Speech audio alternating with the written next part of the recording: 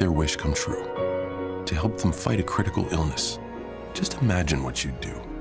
You see, wishes are so powerful, and you can make them real. They can give a child back their childhood, even change the way they feel. Every single one of us can make the stars align, because when we come together, hope and joy will shine.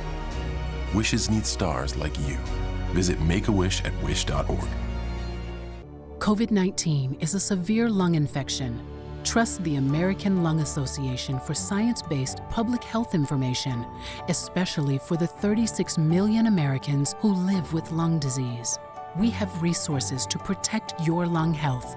Access expertise from medical professionals and peer-to-peer support through our online communities. Visit lung.org for daily updates or call 1-800-LUNG-USA. When a child is diagnosed with cancer, the last thing parents should have to worry about is how to pay for it. This is a St. Jude moment. Calvin got diagnosed June 10th of 2018. He has rhabdomyosarcoma, a soft tissue cancer. One oncologist told us if it was my son, we'd go to St. Jude. And within 24 hours, we were on a plane headed here. It's hard to fathom what St. Jude has done for us. They've really given our family hope. For the donors out there, it's just amazing. I never thought we would be in this place. And it's people like you that help us and help St. Jude provide for a family like ours. St. Jude is like the gold at the end of a rainbow. And we are so grateful and thankful for everything. Finding cures, saving children. Learn more at stjude.org. We are Sports 56, WHBQ Memphis, and W253DF Memphis, Flynn Broadcasting Stations. And Bonds hit from high. It's a deep. It is step back. Walker. Cardiac Campbell does it again. It's time to get up and get your day started. It's Sports 56 Mornings with Greg Gaston and Eli Savoy on Sports 56 and 98.5 FM. The first hour of Sports 56 Mornings is brought to you by Action247.com. Here are your hosts, Greg and Eli.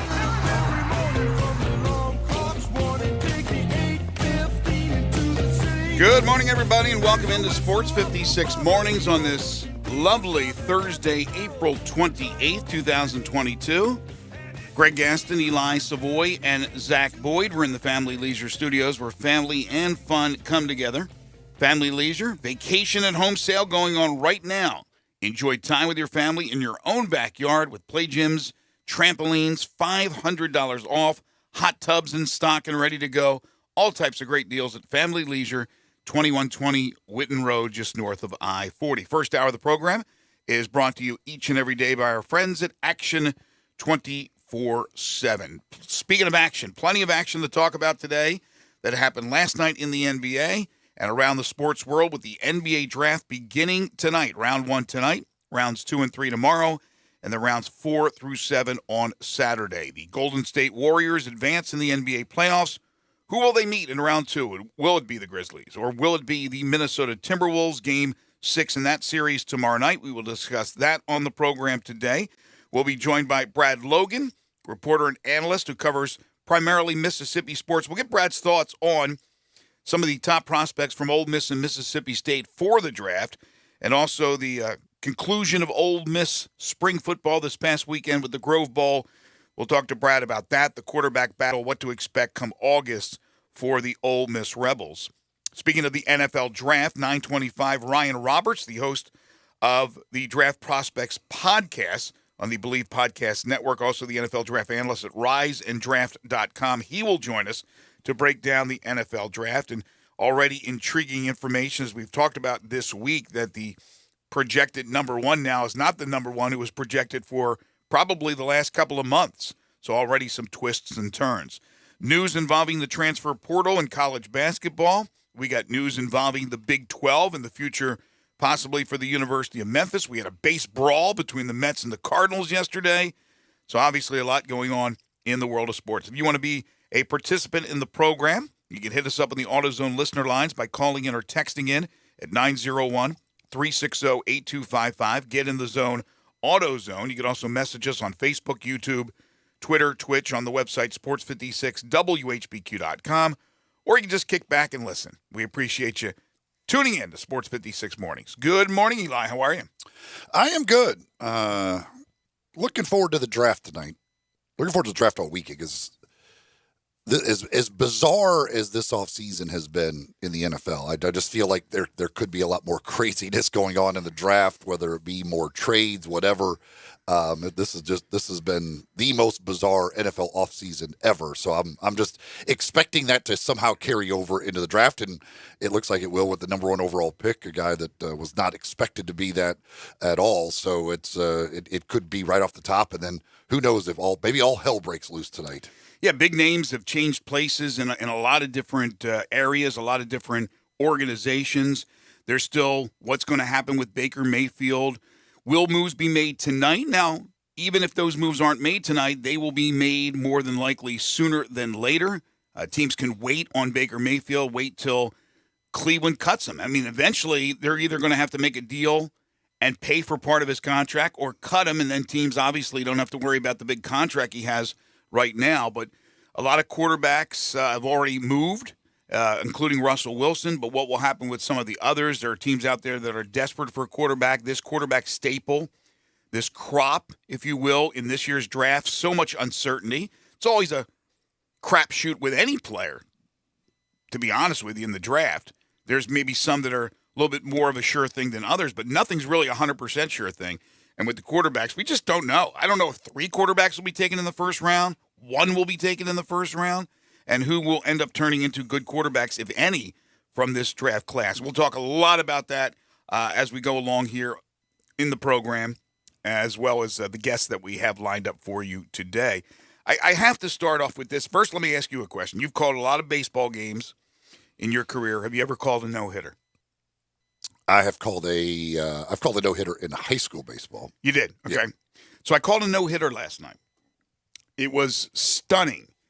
The Memphis Tigers were playing a midweek game against a SWAC team. And with all due respect to the SWAC, these are games that usually load up with W's, right? Memphis, Ole Miss, they all play them, right? Mm-hmm. And it helps, whether it be the SWAC or some of the smaller conferences out there, it certainly helps them financially support their programs. But last night, I didn't think if there was going to be a no-hitter thrown, it was going to be thrown by the opponent of the Memphis Tigers. So all credit in the world to Arkansas Pine Bluff. They had never beaten the University of Memphis. And they went in the Golden Lions, and they no-hit the Tigers last night, won 2-0. It was weird calling the game, calling a no-hitter, and it not being Memphis throwing the no-hitter.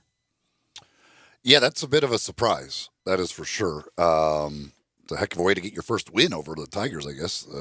Yeah, I would say so. Was it one pitcher or how many pitchers? No, it was 4 pitchers. The starter threw 3 innings. I guess either he was on a pitch count or you know how things happen in the midweeks. They're getting ready for the weekend, conference play in the SWAC, so they have it set up where they're going to throw 3 or 4 guys, give them some work, maybe guys who haven't had a lot of work. The guy starting he's a normal starter, but he's a midweek starter, and then sometimes he's pitched on the weekend as a starter. But he goes 3 innings, looked really good. They brought in the next guy. He walked a couple guys. He looked good. The third guy that came in couldn't find the strike zone. And I thought, here it is. The Tigers are going to erupt for one of those huge innings. He walked 2, hit a batter, loaded the bases, and got out of the jam. And the guy was throwing, it was almost like an ephus pitch. He was throwing it like 55 miles per hour, 60 miles per hour. I mean, it was crazy how slow he was throwing. And then they brought the next guy in, and he was throwing velocity. So after you face the one guy, you turn around, and this guy is like Nolan Ryan you're facing. He walked a batter. I think there was 1 on in the 9th, maybe 2 on in the 9th for the Tigers. He got out of it. Just craziness. They got 2 early runs. The Tigers pitchers pitched great. And again, you don't see that. I mean, you know, I'm preaching to the choir here. You've done a lot of midweek games. Midweek games are usually crazy. Like the last time these 2 teams met was in 2019. Tigers won 11-10. Because most of the time, and again, I'm using the SWAC as an example, these conferences have guys who can hit the ball. They usually have pretty good hitting teams, but the pitching's horrible. This team's earned run average coming in was not, I think it was 9.14. 9.14. It's just, that's sports, right? I mean, that's why we love sports. You never know on any given night, whatever the sport may be. I mean, were they hitting a lot of balls hard, just right at people, or did they? No, they hit a few hard balls. There was one ball hit by Compton that looked like it would get out of here. It was deep to center field, and the guy made a leaping catch at the wall and made a great catch. There was another line drive, maybe 2 or 3 line drives. Most of it was pop-ups and some ground balls, but they turned a double play, but most of it was just pop-ups. They were anxious early, right? They were swinging at first pitches early in the pitch count, and then they were more patient later, but still couldn't get a knock. It was just, it was craziness. Tigers will look to bounce back this weekend against Wichita State. Wichita State's really struggling this year, but the Tigers have had moments so far this year. Just that one is one that Arkansas Pine Bluff, it'll be one of the greatest wins they've ever had in their history. So good for them. Congratulations. Tough one for the Tigers, but a first for me getting to call a no-no last night. Just weird, wacky, wild stuff. All right, NBA playoffs. Golden State has advanced, so we know that the winner of the Grizzlies-Timberwolves series will play the Golden State Warriors. I'm not sure how much of the game you watched last night. I watched the first 3 quarters before I went to bed, and it was still in doubt. And obviously this game went down to the wire, but Golden State able to win the series 4-1, despite the heroics of Nikola Jokic. 30 points, 19 rebounds, 8 assists. It's tough to carry the team on your shoulders. They've really been hurt by the injuries to Jamal Murray and Michael Porter Jr. Steph Curry at 30. Golden State, so many offensive weapons. Defensively, you hold Denver to 98. That's pretty impressive, but I don't think they're great by any stretch of the imagination defensively. I think you could probably score inside on them, but Golden State can now rest and relax and see what happens with Memphis and Minnesota.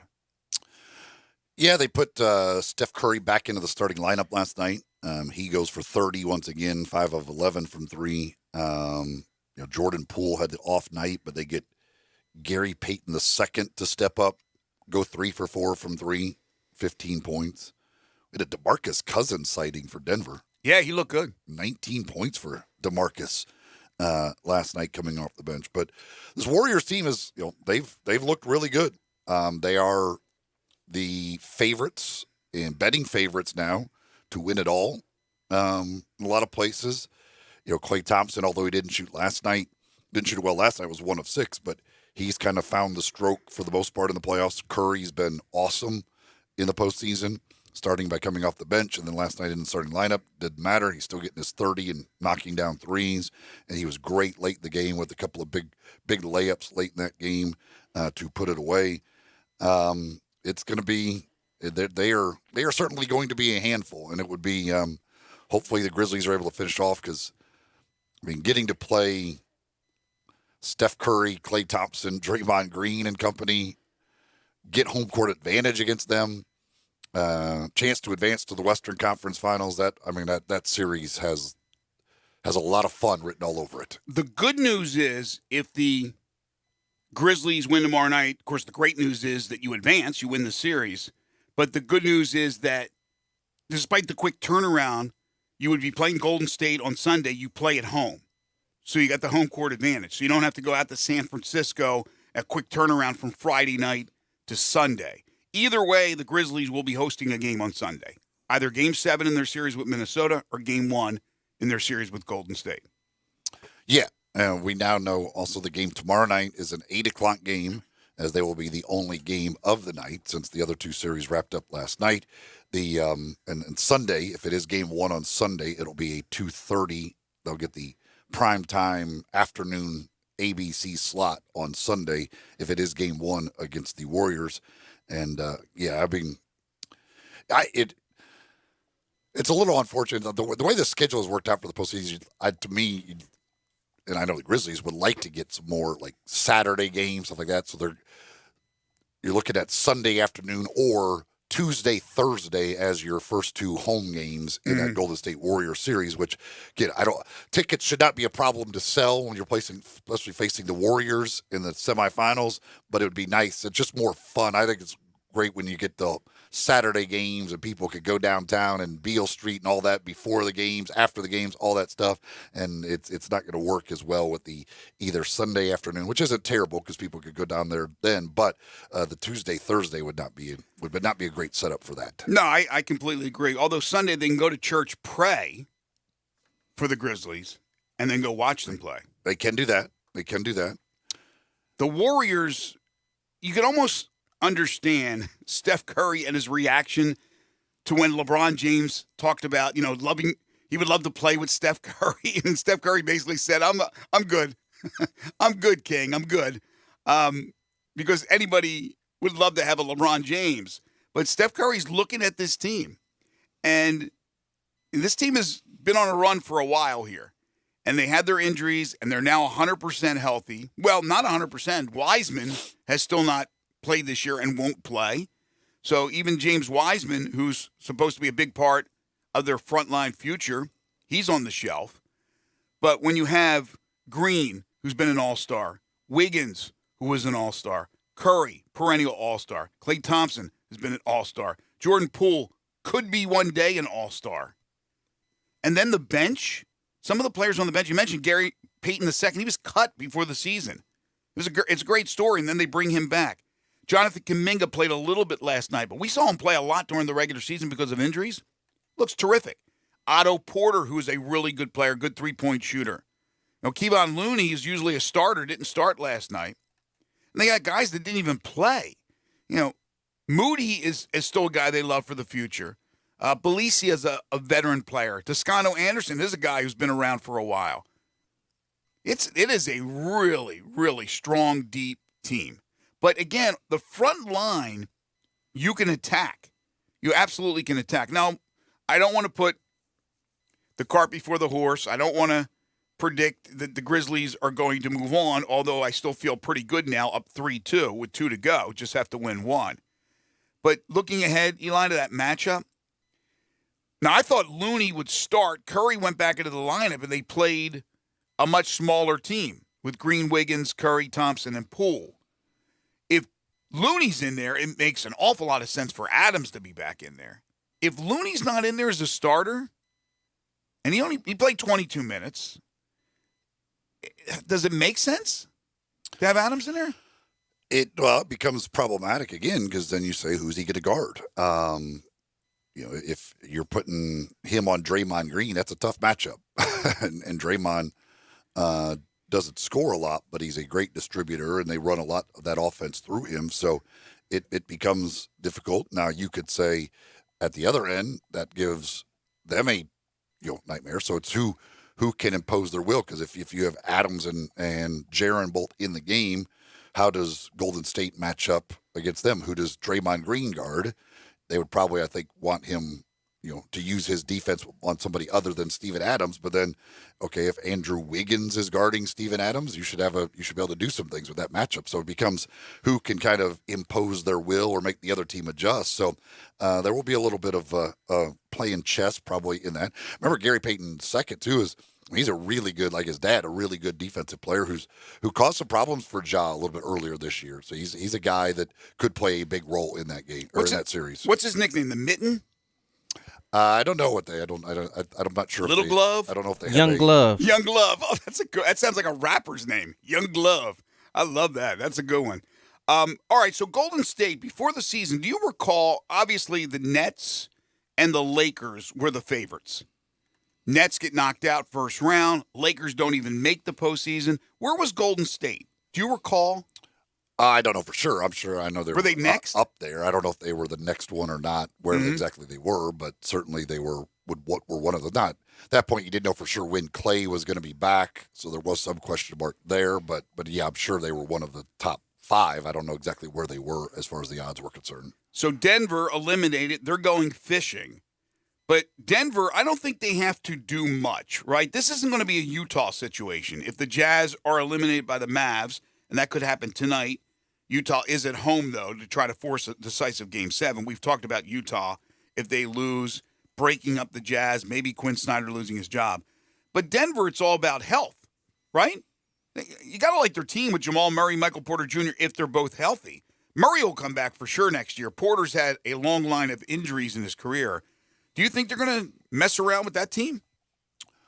No, I would assume, Nikola Jokic said he would sign the Supermax if it's on the table. I would assume that they'll get that done. He'll sign that, and most of the other guys are under contract. So, they just signed Porter last year to that extension, which could end up looking really bad. We'll see. Hopefully, for their sake, he gets off to a much better start next year than he did this year with that new contract. But Murray's locked up. I mean, Murray's the guy. They got to get Murray healthy. That's the number one key is if you have Jamal Murray, Nikola Jokic, the Aaron Gordon, the money they're giving him, I guess it's not terrible money by today's standards, which is crazy. But that's when you have Jamal Murray and if you have Michael Porter Jr., it bumps Aaron Gordon down into what you expect out of him offensively. He's a really good defensive player, and they just had to expect too much offensively out of him this year because you're missing, some very good offensive options. I liked what Aaron Gordon brought to the table last night. Overall, I'm not his biggest fan, but you're right. It would have to adjust depending on the health and the availability, of Murray and Porter Jr. And then, of course, you have our old friend Will Barton, who I believe they said last night on the broadcast is the longest tenured Denver Nugget, like currently on the roster. That's hard to believe, but he's been there for quite a while. So I mentioned Utah, one of the 3 games on tap for tonight. Former NBA Players Association Vice President Keon Dooling, who is currently an assistant with the Utah Jazz, was arrested yesterday and added to a criminal case in which 18 former NBA players were charged with illegally pocketing millions of dollars by defrauding the league's health and welfare benefit plan. Of course, Tony Allen and his wife being a part of that. Not a good look for Utah. No, it's not good. I mean, nothing. I mean, not really. Now they're without an assistant coach, as he's put on administrative leave. But the former Grizzly. That's right. Every player in the NBA seems to have had a stint with the Grizzlies, whether they've played or actually just been traded in name. It just seems like every time you talk about a player, there's a connection. Because this really surprised me because I was trying to remember exactly when he was with the Grizzlies, and so I started looking back. Mm-hmm. Here's a little nugget about Keon Dooling that I bet, but most people will not remember this. Keon Dooling has played in every Western Conference Final games the Grizzlies have ever been in. Get out of town. Yeah, that's true. Yeah, he played in all 4 games. I remember. He played in like every playoff game that year. I didn't know he actually participated in all the games. He played in every conference finals game. Because what happened was he signed on late with the team, and then eventually he took over the backup point guard spot. Oh wow! So he jumped right into the rotation. He didn't play a ton of minutes, but he played in every one of the games against the Spurs. Wow! It's the last NBA games he's played. The last NBA game he ever played was Game 4, Western Conference Finals against the Spurs for the Memphis Grizzlies. He played in every one of the games, the Western Conference Finals that year for the Grizzlies, and then he was done after that. Lionel was trusting him, boy. He did. He retired to be a life coach, and now he's arrested for fraud. So figure it out. You can win a few bar bets with the Keon Dooling news. I was like, wow. I was like, when I looked up first that it said the last game he played in the NBA was the Game 4 of the Western Conference. I was like, oh, let me see how much they actually played. And I'm like, wow, he played in like every one of the playoff games that year. There was like one he didn't dress for, but for the most part, he played that entire. Now, again, it wasn't a whole ton of minutes, but just pretty much every playoff game that year he got into, including all 4 Western Conference Finals games. Since Zach just brought up the name Lionel Hollins, friend of the show, I'm bringing up his name because if you watch Winning Time, and again, you still haven't tuned into that, have you? I have not. Okay, it's a series on HBO about the Lakers Showtime dynasty. This past weekend's episode, spoiler alert, they're playing the 76ers at some point. And in the game action, and these are actors, they're not using like real film from back then or video, you see Lionel Hollins playing for the Sixers. It's Dr. J and other guy, Daryl Dawkins, and Lionel Hollins. I mean, there's probably people out there that don't realize that Lionel Hollins was a hell of a player. It's a really good defensive player. Has Lionel had any problems with his representation in the show? Is he suing? Is there any issues with any of the 76ers, the way they are represented in the show? No talking lines from the actor representing Lionel Hollins, but you never know. He may want to do what Jerry West wants to do, take it all the way to the Supreme Court. Could you imagine the Supreme Court wasting their time on that one?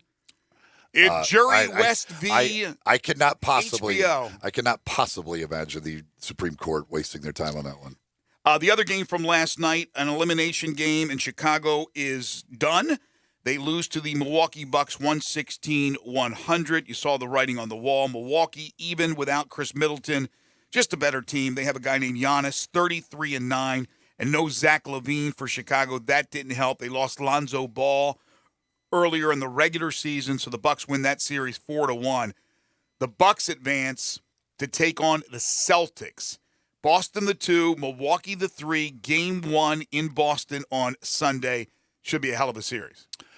Yeah, I mean, it sets up to be, I think a good case to be made that the winner of that series will win the Eastern Conference. Certainly Miami will have something to say about that. But, man, oh, man, this is as good as Boston has been defensively, trying to slow down Giannis. This, the Boston-Brooklyn series ends up being a sweep, but all games were close at least. This sets up to be a titanic battle between. I mean, Tatum versus Giannis that's awesome. As they get. I mean, that's just awesome right there to get that much. Getting that in the second round of the playoffs. I mean, if Boston comes out of the East and ends up, especially if they win it all, if you got to go through Kevin Durant, Kyrie Irving, Giannis in your first 2 rounds of the playoffs before you even get to the conference finals, they have a chance to put together a pretty impressive run. One of the many reasons why I'm excited this year, and I have been excited about the East. I'm always excited about the West, but the East has really stepped up. They're top heavy, but those 5 teams at the top are just fun to watch. Great battles. It'll be physical. And look, I think it'll be a heck of a series. There is go deep. Shams reports that it appears as though, according to his sources, Chris Middleton will be out for the entire series. Some people were thinking maybe he would be able to return, but according to Shams and his sources, Middleton will miss the entire series, and even if they advance, could very well miss the Eastern Conference Finals. Well, we talked about the Grizzlies Sunday, Game 7 or Game 1, depending on what's going on with their game tomorrow night against Minnesota. If the Grizzlies beat Minnesota, they'll open up with Golden State in round 2 of their best of 7. That'll be Sunday at FedEx Forum. If they lose to Minnesota, it will be a decisive Game 7 against the Timberwolves on Sunday. And if you're looking for great seats to either situation or future playoff games for the Grizzlies, like some of my friends are asking me about, I tell them SeatGeek. Just download the SeatGeek app. Get the best deals possible for the best tickets for the Grizzlies playoffs, any concert, festival, comedy show, anything that's coming up. You need a ticket. You need a good seat.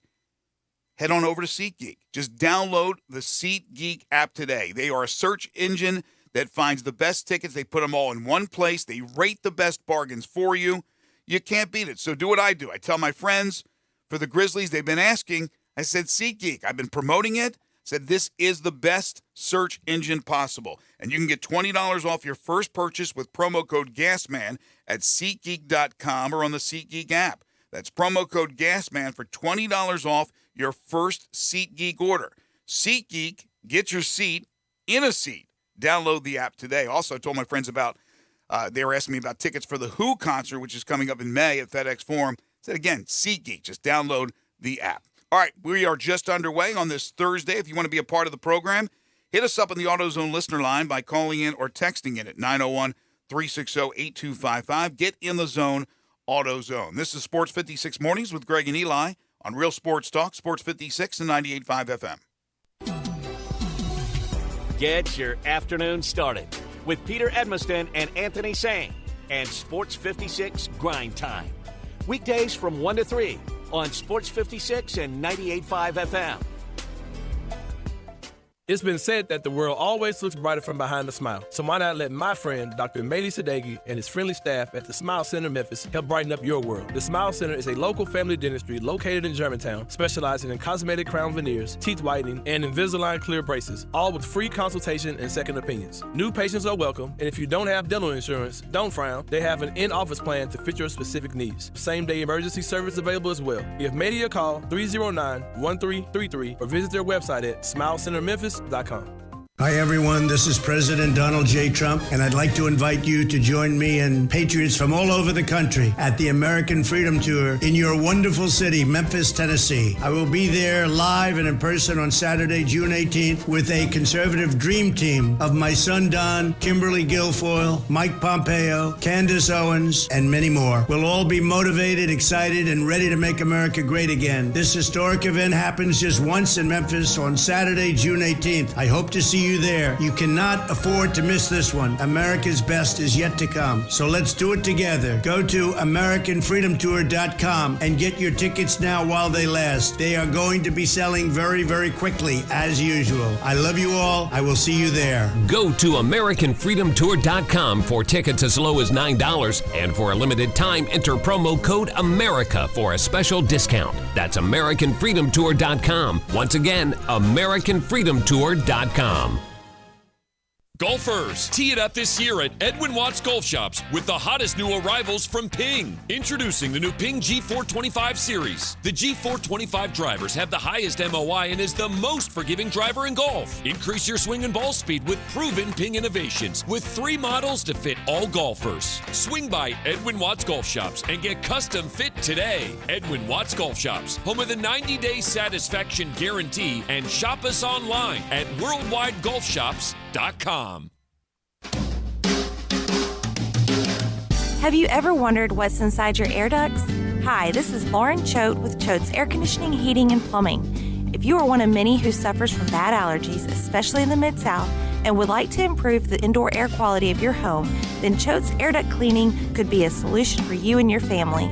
Air duct cleaning has been proven to help people with allergies and other respiratory issues by removing buildup of debris from your home's air supply. Air duct cleaning will also help eliminate dust from building up in your house. Therefore, you don't have to dust as much either. And air duct cleaning is also shown to help improve the performance of your air conditioning and heating system. Choates is the name you can trust for all your indoor air quality needs. So call Choates today at 755-4797 or visit our website at choateshvac.com to schedule a free video inspection to help you breathe a little easier. And remember, Choates, let our family serve your family. Listen Sundays at 11 a.m. to join Idlewild Presbyterian Church for worship. Idlewild is a PCUSA church located in Midtown Memphis. Sports 56 traffic. This Sports 56 traffic update is brought to you by Man Cave Salon. Custom haircuts, barber services, and hot steam towel treatments, rejuvenating facials and massages in zero-gravity full-body massage chairs, now expanded with a built-in bar so you can enjoy a few beers. Man Cave Salon on Facebook and on Goodman Road in Olive Branch.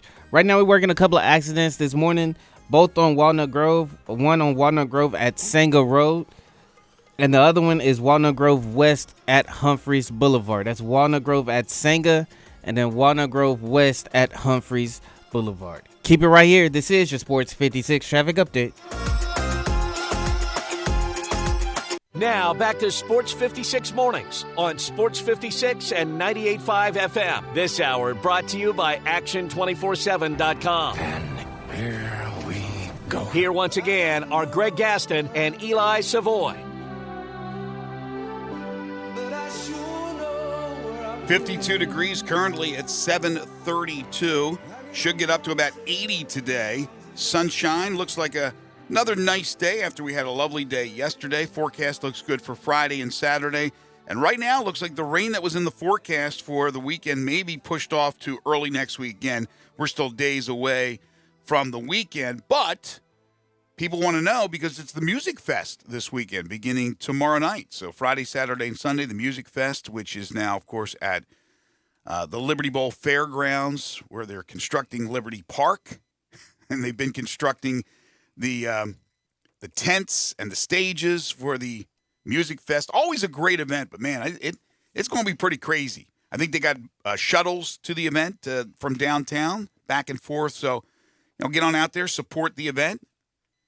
We've had some, issues as everybody has had over the last few years with the pandemic, but now it looks like everybody's got the green light to have a fantastic time with the Memphis Music Fest and the kickoff to Memphis in May. We welcome you back to Sports 56 Mornings.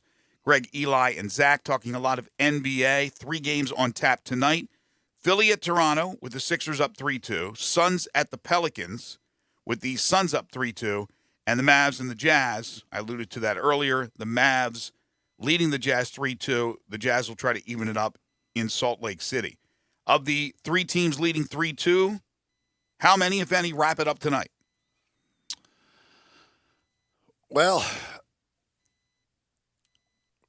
I would think Philly would, but I don't know anymore. Like, who knows? James Harden might take 2 shots and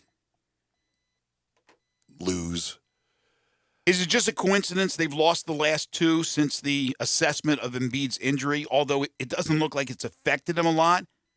But they've lost 2 since they found out that it was a torn ligament and he was going to continue to play and have surgery after the season. I don't know if I think that has something to do with it because I think he is not fully himself. Mm-hmm. And he had 20 last game. We'll see if Maxey, who had the great first couple of games of that series, and I don't know Toronto. I haven't seen is Van Vliet playing tonight. I think he's out. Are they healthy? Or they've been missing guys every game of this series. Like that's what's crazy that the series continues is they've been missing guys. It started with Scotty Barnes out and Gary Trent Jr. Now Van Vliet's out. Like they've been doing this without a lot of main guys, and somehow they've gotten this to 3-2.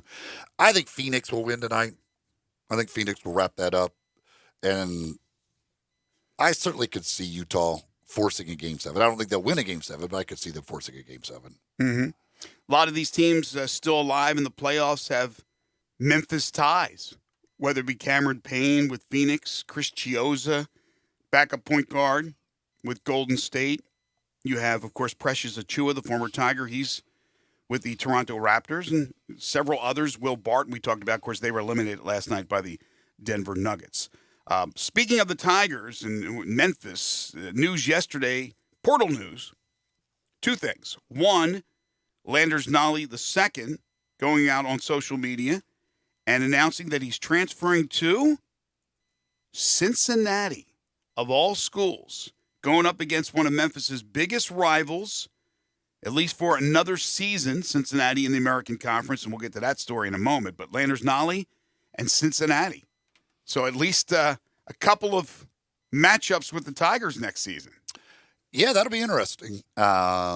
Staying within the conference, that'll be that'll add a little extra intrigue to what is already a pretty good rival for the Tigers. We'll see what was his tweet? It was Michelle. I'm going to do what they said I couldn't, or something like that. What he tweeted something about that, which I didn't know what exactly that meant. I don't know who the they was. Yeah, I'm not sure. I didn't read that. I just saw the news that he was transferring to Cincinnati. Where do you stand on players transferring from your favorite school to another rival team? So you should probably despise Landers Nolley now. No, I don't have a problem with them transferring to Cincinnati. I'm sure there's a lot of people that there is a lot of people, but I really don't care that he goes to Cincinnati. I hope he does well for himself. Well, you asked the question. You just asked the question.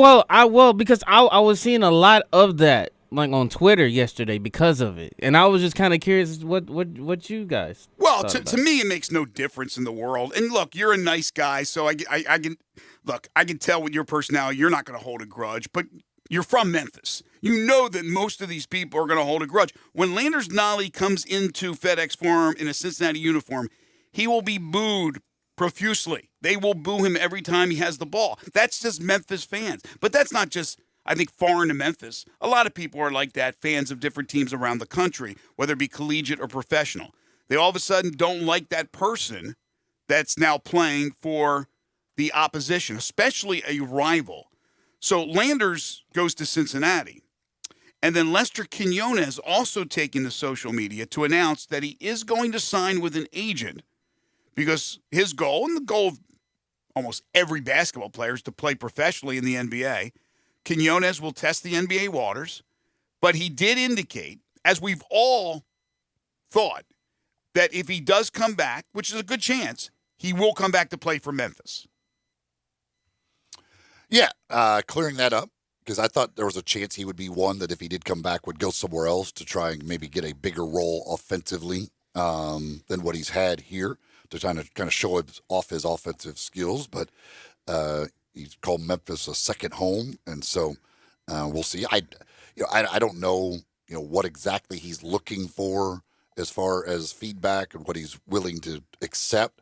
He certainly I don't think he'll be drafted at all, but I don't know exactly what he's looking for as far as when he's testing the waters here, what he expects to find out. See, that's a great point.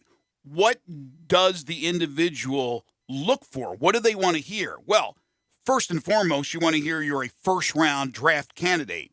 That's not going to be the case with Quinones. Then it may be a second-rounder. If you think you're going to be a second-rounder, then perhaps you decide to keep your name in the hat. After that, what are we talking about here? Obviously, Quinones will have chances to play, if he wanted to leave now, professionally somewhere around the world, and maybe the G League. Is that what you want? I don't know. Quinones, I don't know him personally enough to understand what makes him tick, whether he's thinking, if I'm not going to be projected as a second rounder, then I'm going to come back, hopefully have a great year, and then at least be projected into the second round of the following year's NBA draft. Because, again, playing professionally, there are a lot of options for these players outside the NBA. But Quinones is talking specifically about his dream to play in the NBA. I can't imagine he's going to get a first-round grade, and he may not get a second-round grade, although I like his game. I do like Lester's game. I think there's a great chance that Lester Quinones is back in the fold. Melvin is dialed in on the subject of the Tigers, Lester Landers. You can as well at 360-8255, AutoZone listener lines by calling in or texting in. Get in the zone, AutoZone. Hi, Melvin. Good morning to you. Good morning. A couple things on this subject what y'all just touching on. Like, how I get how fans is on Twitter or whatnot. But like the guy said, Penny didn't want him here. He chose the school people all used. Some people that are big Tiger fan, Brandon, the big guy that everybody know. These guys they want your autograph. They take pictures with you when you leave. You soft, and you suck, and you all like. Atlanta now, let's go to 20 points at Houston. We're not in a tournament. If he done had a big game against Alabama, we're not in a tournament. Like, just think the guy. You remember when we had the mad exit out of NIT, DJ, all those guys left? Yep. Leonard, one of the first guys, said, I'm coming back. And you come back, and Penny wait to the last minute, and he makes a money-based demand. That probably takes some of that. Remember, Lester struggled too. So you gotta look at it like Penny was. Everybody like, man, he's a head case, this and that. That goes on when Calipari was here. You deal with it. That's a part of the job. You have players that get mad in college, NBA, football. Players want the ball or what the case is. So, I don't get it. People, they love you 1 minute, then you saw we're going to beat y'all about 30, this and that. Like, it's cool. Well, fans are fickle, Melvin. Fans do that. And look, it's become big-time college basketball is a business. It's a business. And you're right. Penny's looking in a different direction. Landers has to do what's right for him. So nothing wrong with what he's doing. But there will be fans that will hold a grudge because he's going to a rival. Yeah, but you got, they did the love they show for Tyler. It's obvious him, Nolly Mom was on there too saying that Penny told them he wanted to do things, which is cool. But and another thing about Lester, remember Lester was already said he was in the draft. I think this guy, Lester been here 3 years. Nolly was here 2. You look in the 40, you get 2 years out of the guy. I think Lester, he's not probably a draft pick. These guys want to get paid. And everybody talking about this Kenny Davis, he's probably getting the most money. Mm-hmm. Whatever on the table deal they got it. Guys, Lord dependent, man, these guys really get paid, man. Yeah. So you got guys that want to be here versus guys that we want back, do Penny like. Sometimes you got to go with the guys that want to be here, or you don't have a roster like SMU again. If you don't get him and Williams back, it might not be too. I hear you. Thanks, Melvin. Appreciate that. Of course, it doesn't have to be under the table anymore. Be over the table, but he's absolutely right. I guarantee you, and we had Kendrick Davis on earlier this week, there are some NIL deals for Kendrick Davis. Remember, you don't have Amani Bates coming back. Duren has moved on to the NBA. But yes, if you are not able to keep Williams and Quinones, and there's a good chance they may not, either way, whether you do or not, Penny's got to get a bunch of other players. He knows it. We know it. Everybody knows it. And that's what he's working on. And Davis said that within the next couple of weeks, I think he said 3 weeks to be exact, they will hear, or we will hear, names that will be announced that will be coming to Memphis, because Davis is doing his job helping out in recruiting, because he wants that talent around him at Memphis, even though he has been made the focal point by Penny Hardaway. Nolly's tweet was ready to do what they said I couldn't in his announcement. I wonder what they said he couldn't do. I don't know who they is. I don't know what that refers to, but that was the way he tweeted out his announcement. Listen, like, these basketball, like college, they're all like, they're rental players. Like, he was here for 2 years. It's not like you could, like, the Memphis-Cincinnati rivalry doesn't mean anything to Landers Nolly. No. What does he doesn't even, I mean, in Cincinnati, like, it's not like that's a huge rivalry right now within the conference anyway. Like, Memphis, like, right now, he probably would consider Houston a bigger rival than Cincinnati. Like, sure. That doesn't mean anything to Landers Nolly. So, and like, the idea that he's transferring to a rival for him, like, I don't know, I'm just going to another school. Oh, it shouldn't mean anything. And I did not, if you got that out of me, it certainly wasn't that Landers cares. But you know that some fans, they care. And I'm telling them they're stupid. Well, they may be stupid.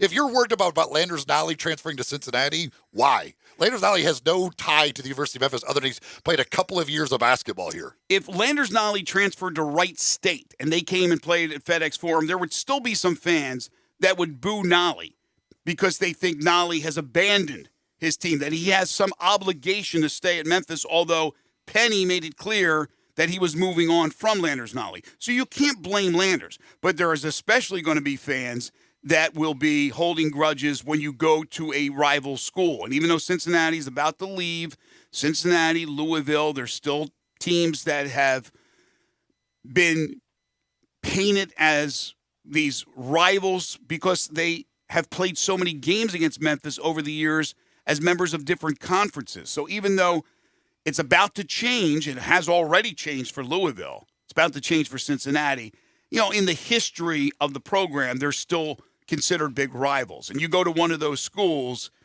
especially the old guard, they look at it like, hey, it's you abandoning us. But it's not always the case. You hate to say it, but I just did a moment ago.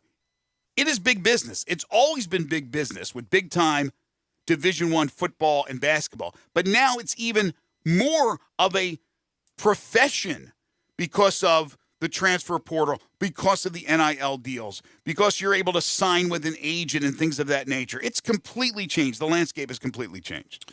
This hour of our program is brought to you by Action 24/7. They are the local sports book in Tennessee. Get that 50% bonus on your first deposit. Use promo code RADIO. That's all capitals RADIO to get a 50% bonus on your first deposit. Plus, you can make cash deposits and withdrawals. They are the only Tennessee sportsbook that allows you to do that, with locations around the state, including some here in the Memphis area. Go to action247.com or just download the app to your phone and start betting local here in Tennessee with Action 24/7. Got another text we'll get to here about the Lester Quinones situation, and we'll get to that coming up in just a moment. And we'll talk about the news from yesterday involving teams currently in the American Conference getting ready to head to the Big 12. This is Sports 56 Mornings with Greg and Eli on Real Sports Talk, Sports 56 and 98.5 FM. Let former Memphis Tiger Gabe Kuhn and Brett Norsworthy take you home every afternoon with Sports Time on Sports 56. Weekdays from 3 to 6 here on Sports 56 and 98.5 FM. Tactical Guns and Gear is having a huge spring cleaning sale. $250 off all B&T subguns, APC 9s, GHM 9s, and TP 9s, or any primary weapon systems AR or AR pistol like the MK116 Mod 2 rifle. They also have the MK111 Mod 1 pistols at $250 off. Home Defense, Stoeger, M3000 semi-auto shotguns, and P3000 pump shotguns in the sale. All the ammo you want. It's spring sale time at Tactical Guns and Gear in Collierville, the one-stop shop for all tactical guns and suppressors. Nestled in the heart of East Memphis, located corner of Park and Cherry, is a beautiful residential neighborhood. I'm here at Town Village Audubon Park interviewing a new resident, Carolyn. Share with us why you chose Town Village. Well, if your parents or special friends need to make that big move, let me share with you my experience. It was tough for me to leave home, but then I discovered Town Village. I would like to highly recommend Town Village to you and your loved ones. After looking at all the amenities and meeting all the people and staff, I was hooked. From restaurant, bistro, 3 meals per day, housekeeping, transportation, security, health care, physical therapy, exercise room, and even a heated pool and spa. Come see us and make your new home at Town Village. Visit us and call Daniel at Town Village Audubon Park at 901-374-7342. There's no place like home, Town Village. Hey everybody, Chevy Truck Month is rolling in Olive Branch. I'm out here at All-Star Chevrolet looking at every new and certified Silverado truck you could want. Crew cabs, double cabs, 4x4s, high country. 0% financing is available and your good credit deserves it. You can even get $1,000 allowance for accessories or get bonus cash. Kevin and Jeff are killing it right now getting all new 2022 Equinox SUVs to Olive Branch where you could drive one today. Really affordable new Chevy SUVs. If you want to pre-order, Kevin or Jeff can show you all the new Chevys in the pipeline. So go to allstarautogroup.com and check out hundreds of certified and pre-owned right here, right now. If you want to sell your car, the go-to place to sell any car or truck for some crazy good money is here at All-Star Chevrolet. Get a check today, and you don't even have to buy one of theirs. Just bring it on, even if you owe money on it. Remember, it's not South Haven, not the Pike, not Collierville, Bartlett, or Mount Moriah. It's got to be Olive Branch, people. So find new roads to All-Star Chevrolet or go to allstarautogroup.com. Did you know nearly 40% of men under 40 and over 75% of men over the age of 40 experience sexual performance concerns? At the Memphis Men's Clinic, their experienced physician performs a comprehensive evaluation that determines which specific issues may interfere with your sexual performance. These issues can vary and range from anxiety to medical issues, low testosterone, or erectile dysfunction. The Memphis Men's Clinic has evaluated hundreds of men of all ages over the years and reestablished a normal sexual life. The Memphis Men's Clinic will work aggressively to resolve issues and allow you to restore your sexual health and overall well-being. That's the Memphis way. If you're 20 years old or 90 years old, come and get cared for the Memphis way. Treatment that's based on your specific needs after a professional clinical evaluation by their experienced board-certified physician. Call the Memphis Men's Clinic today at 901-443-0475 or visit memphismensclinic.com. When the weather gets better, I found a new place to really soak it in. It's the patio at the Commissary in Collierville. We all love the delicious Memphis-style barbecues. You can begin your barbecue fest with some great appetizers like the cheese plate or the tamales or the barbecue nachos. Oh, those smoked chicken wings, they're terrific too. Then dig into the ribs or the barbecue shoulder. Get it chopped or pulled on a sandwich. A big sandwich, or you can get it on a plate. You've got choice, and you've got choice in places. Don't forget the Germantown Commissary as well. Comes with beans and slaw, deviled eggs they're famous for. And Brad, you can even order by the pound, a 6-pack or an 8-pack or even a 12-pack. The Boss Man salad, the chicken plate, the barbecue shrimp. There's something for everybody, and those great desserts. The best icebox lemon pie anywhere. Or my favorite, the banana pudding. Check out the patio, TVs for sports, and music on the weekends. You love the Commissary. Now back to Sports 56 Mornings on Sports 56 and 98.5 FM. This hour brought to you by Action247.com. Here once again are Greg Gaston and Eli Savoy. So according to reports yesterday, they still have to iron out the financial details. But as expected, Cincinnati, Houston, and UCF will be playing next season, this upcoming 2022-2023 calendar year. This will be the final seasons for those three schools in the American Conference. BYU has already announced that they would be joining the Big 12 for the 2023-24 season. So the Big 12 is looking at 2023-2024 to add these four schools while continue to still employ Texas and Oklahoma, meaning 14 teams. And they, according to reports, have a 14-team model, which they'd probably use for 2 seasons. So I thought for sure Texas and Oklahoma would somehow be able to get out of it, but I guess the financial penalties are too steep. So it looks like there'll be several years where they'll have 14 teams. In the meantime, 3 of the top programs in this conference, the American Conference, will be gone after next year. So it'll be a lame duck. It's been a lame duck, obviously, tenure. But next year will be an actual lame duck year, the final lame duck year for those 3. So Matt texted in on Lester Quinones. He says, do you not think that he might be going to get the feedback from the NBA to see what things he might need to work on and get that feedback so he could be a better player this year, put himself in a better position for next year's draft? Yeah, he very well. I mean, yeah, there's no harm in doing this. If that is what he's doing, then that's, again, and which I would think that's the most likely, because if he really thinks he's going to be drafted, well, or get good news as far as draft position, well, that's not going to happen. So if he's just doing it to do that, which I think is more likely, then yes, then that would mean he will be back at the University of Memphis. But again, there is a chance that he's doing it, and just he might get enough feedback to tell him that, listen, he could go make money playing basketball somewhere, and that's what he wants to do. We don't know for sure. Right, no harm on his part. In fact, you should take advantage of the system, and now even more so because you can sign with the agent. I didn't know. I thought you could sign with the agent when you're in college for the NIL deals.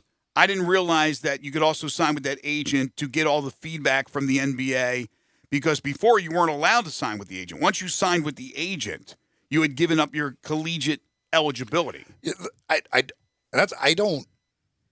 the fact that he actually got an agent for this makes me think it's more than just wanting what Matt said here, the feedback to be a better player, all that stuff.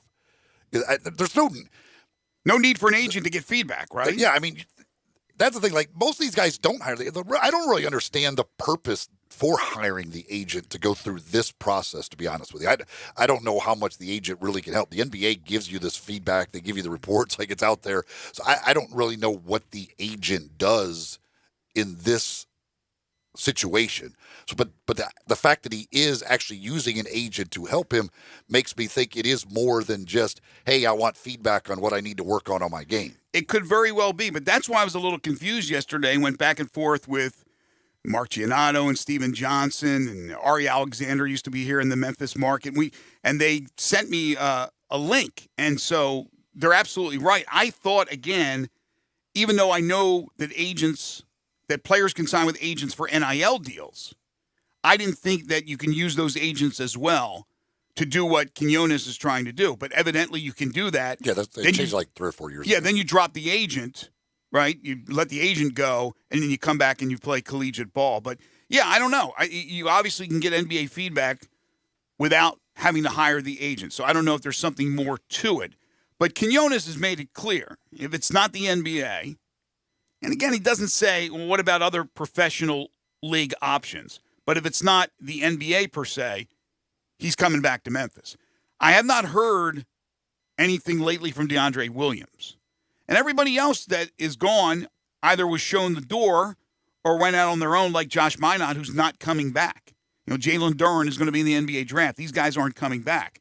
So the only possibilities right now are Quinones and Williams. Bates is gone. He's not coming back. Obviously, you got the commitment from Kendrick Davis, but if you heard his interview earlier this week, he said he's still looking at NBA possibilities, but he expects to be at Memphis. If he gets a first-round grade, he would go, but I don't think he'll get that first-round grade. And then the other guys, just those Memphis connections, just because you haven't heard from them doesn't mean that they're not coming back. Alex Lomax possibly for a 5th year, Malcolm Dandridge, obviously Jaden Hardaway, the Lawsons. I mean, those guys are still, I think, a part of the Memphis Tiger show. We need to take a timeout. When we come back, hour 2 of the program, I want to get back into what I just talked about a moment ago. Cincinnati, Houston, UCF getting ready for what will be their final year in the conference. It's already strange, but it really will be strange next year. And what are the possibilities that Memphis, down the road, not too distant future, can head to the Big 12? Because you're looking at 2 years, more than likely, where they have 14 teams. They're certainly not going to add for those years. It's going to be lonely at the top for Memphis. They will be the bell cow, no question, of the conference. We will discuss. We'll take your calls and your texts, plus a base brawl, a literal base brawl. I mean, they had one yesterday between the Mets and the Cardinals. We will talk about that when we return. Also, Brad Logan at 8:25. This is Sports 56 Mornings with Greg and Eli on Real Sports Talk. Sports 56 and 98.5 FM.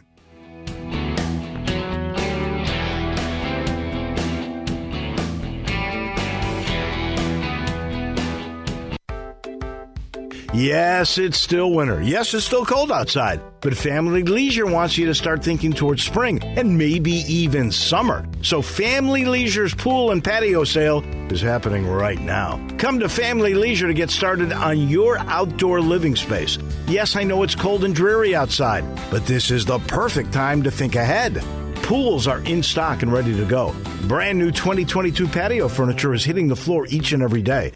In-stock hot tubs are ready for delivery. You can get fantastic deals on play gyms, trampolines, grills, and outdoor kitchens. I know you are already looking forward to spring and summer, and so does Family Leisure. But if you sit on the couch too long, the best deals will be gone. So don't wait until it's too late. Stop thinking about spring and summer. Start planning for it. The pool and patio sale is in season right now. Family Leisure, 2120 Whitten Road. That's Whitten at I-40, where family and fun all come together. A truly great meal at a truly great restaurant isn't just about the entrees, it's about the whole meal. At 117 Prime, Memphis's premier downtown dining destination, you know the entrees will be cooked to perfection. But there's so much more to 117 Prime. Your dining experience starts with perfection. And after you've savored those and then your entrees, make sure and leave that little bit of room for the best house-made desserts in Memphis. And pair those with one of the dessert or fortified wines, and you're finishing a meal you'll talk about for days after. If you're looking for a special dining experience in Memphis, you're looking for 117 Prime.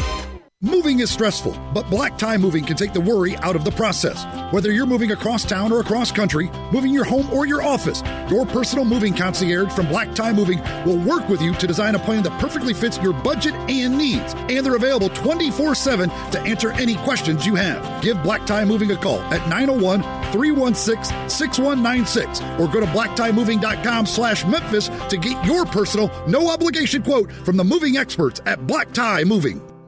The Jeep Celebration event at Ram Truck Month is still going strong at Gossett Chrysler Jeep Dodge Ram Fiat on the Pike. Get legendary performance in 2022 Dodge Challenger XST, $398 a month or $32,415. Looking for supercharged and super fast? 2022 Dodge Charger XST, $439 a month or $35,780. And workhorse ready 2022 Ram 1500 Tradesman, $445 a month or $35,890. And don't miss 2021 Fiat 500X, $289 a month, 30 MPG Highway. Plus trade up and get more for your ride at Gossett Chrysler Jeep Dodge Ram Fiat. So drive past the rest and come to the best or shop online, GossettMotorCars.net. If you want it, we got it at Gossett Motor Cars. 84 months at 3.99, 3,500 down. Must finance through Chrysler Challenger, NH128,583, MSRP 33,415, Charger XST, NH126,525, MSRP 36,780, 1,500, MSRP 39,140, 500X, MP9, 45,5410, MSRP 28,560. Includes all rebates and incentives. Excludes tax, title, and license with approved credit. See dealer for complete details. Offer valid through 4/30/2022. Dealer stock only. I know the sweetest thing in Memphis, and I know it's been around for 120 years. You know, I'm talking about Dinstall's, and it's time to stock up heavy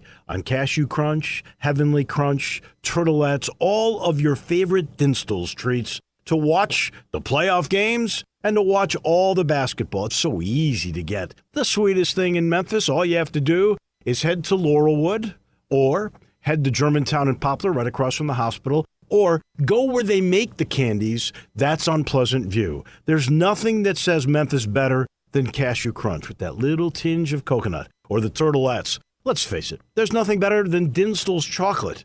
That's the mainstay of all candies, isn't it? Milk, chocolate, although their dark chocolate is pretty darn good. And if you get the peppermint with the dark chocolate and put it in the freezer, you're going to love it. So many ways to love Dinstall's. 115 years of making Memphis oh so sweet. We are Sports 56, WHBQ Memphis, and W253 DF Memphis. Flynn Broadcasting Stations. Sports 56 traffic. This Sports 56 traffic update is brought to you by Crossroads Motors in Olive Branch. We still working an accident on both accidents on Walnut Grove at Single Road and Walnut Grove West at Humphreys Boulevard. We're still working with those accidents right now. Got a couple of new ones, and that's Getwell at American Way, and then Lorraine south of Shelby Drive in 2 lanes. That's Getwell at American Way and Lorraine Road south of Shelby Drive and 2 lane. Keep it right here. This is your Sports 56 traffic update.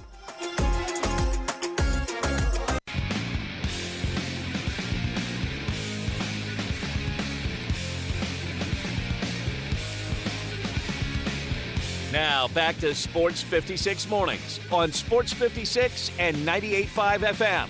This hour is brought to you by James Gaddis Jewelers. To reveal the full spectrum of its dazzling color. Here once again, Greg Gaston and Eli Savoy. We welcome you back to Sports 56 Mornings. Greg Gaston, Eli Savoy, and Zach Boyd are in the Family Leisure Studios where family and fun come together. Family Leisure, 2120 Witten Road, just north of I-40. Currently 55 degrees. It will get up to about 80 degrees. Should hit that 80 mark sometime this afternoon. Sunshine. Looks like a beautiful day here in the Mid-South. Second hour of the program is brought to you by James Gaddis Jewelers. April, the gemstone for April happens to be a diamond. A diamond is a girl's best friend. It's sometimes a guy's best friend. Diamonds are beautiful. And they have them for you, all types, all sizes, all different prices at James Gaddis Jewelers. James is a local guy. He's a Memphian through and through. He's also got all the credentials as a master jeweler, certified appraiser, and diamondologist. He's also graded by the Gemologist Institute of America. So if you're looking for that special diamond, head on over to James Gaddis Jewelers. They are your bridal, engagement, and anniversary jeweler headquarters. All their diamonds are independently graded and certified. They know there's a lot of competition out there, so they make sure there's a price point to suit everyone's budget. Like I said, all types, all different sizes, all different prices at James Gaddis Jewelers. If you're looking for that beautiful watch, new or pre-owned, they have them for you as well. Bracelets, necklaces, estate and vintage jewelry, and gemstones of all types. But it is April. It is a diamond gemstone month. So if you're looking for that beautiful diamond, head over to James Gaddis Jewelers at 4900 Poplar, between Mendenhall and St. Nick. When you stop by, tell them you heard it here on Sports 56 Mornings or on the web at GaddisJewelers.com.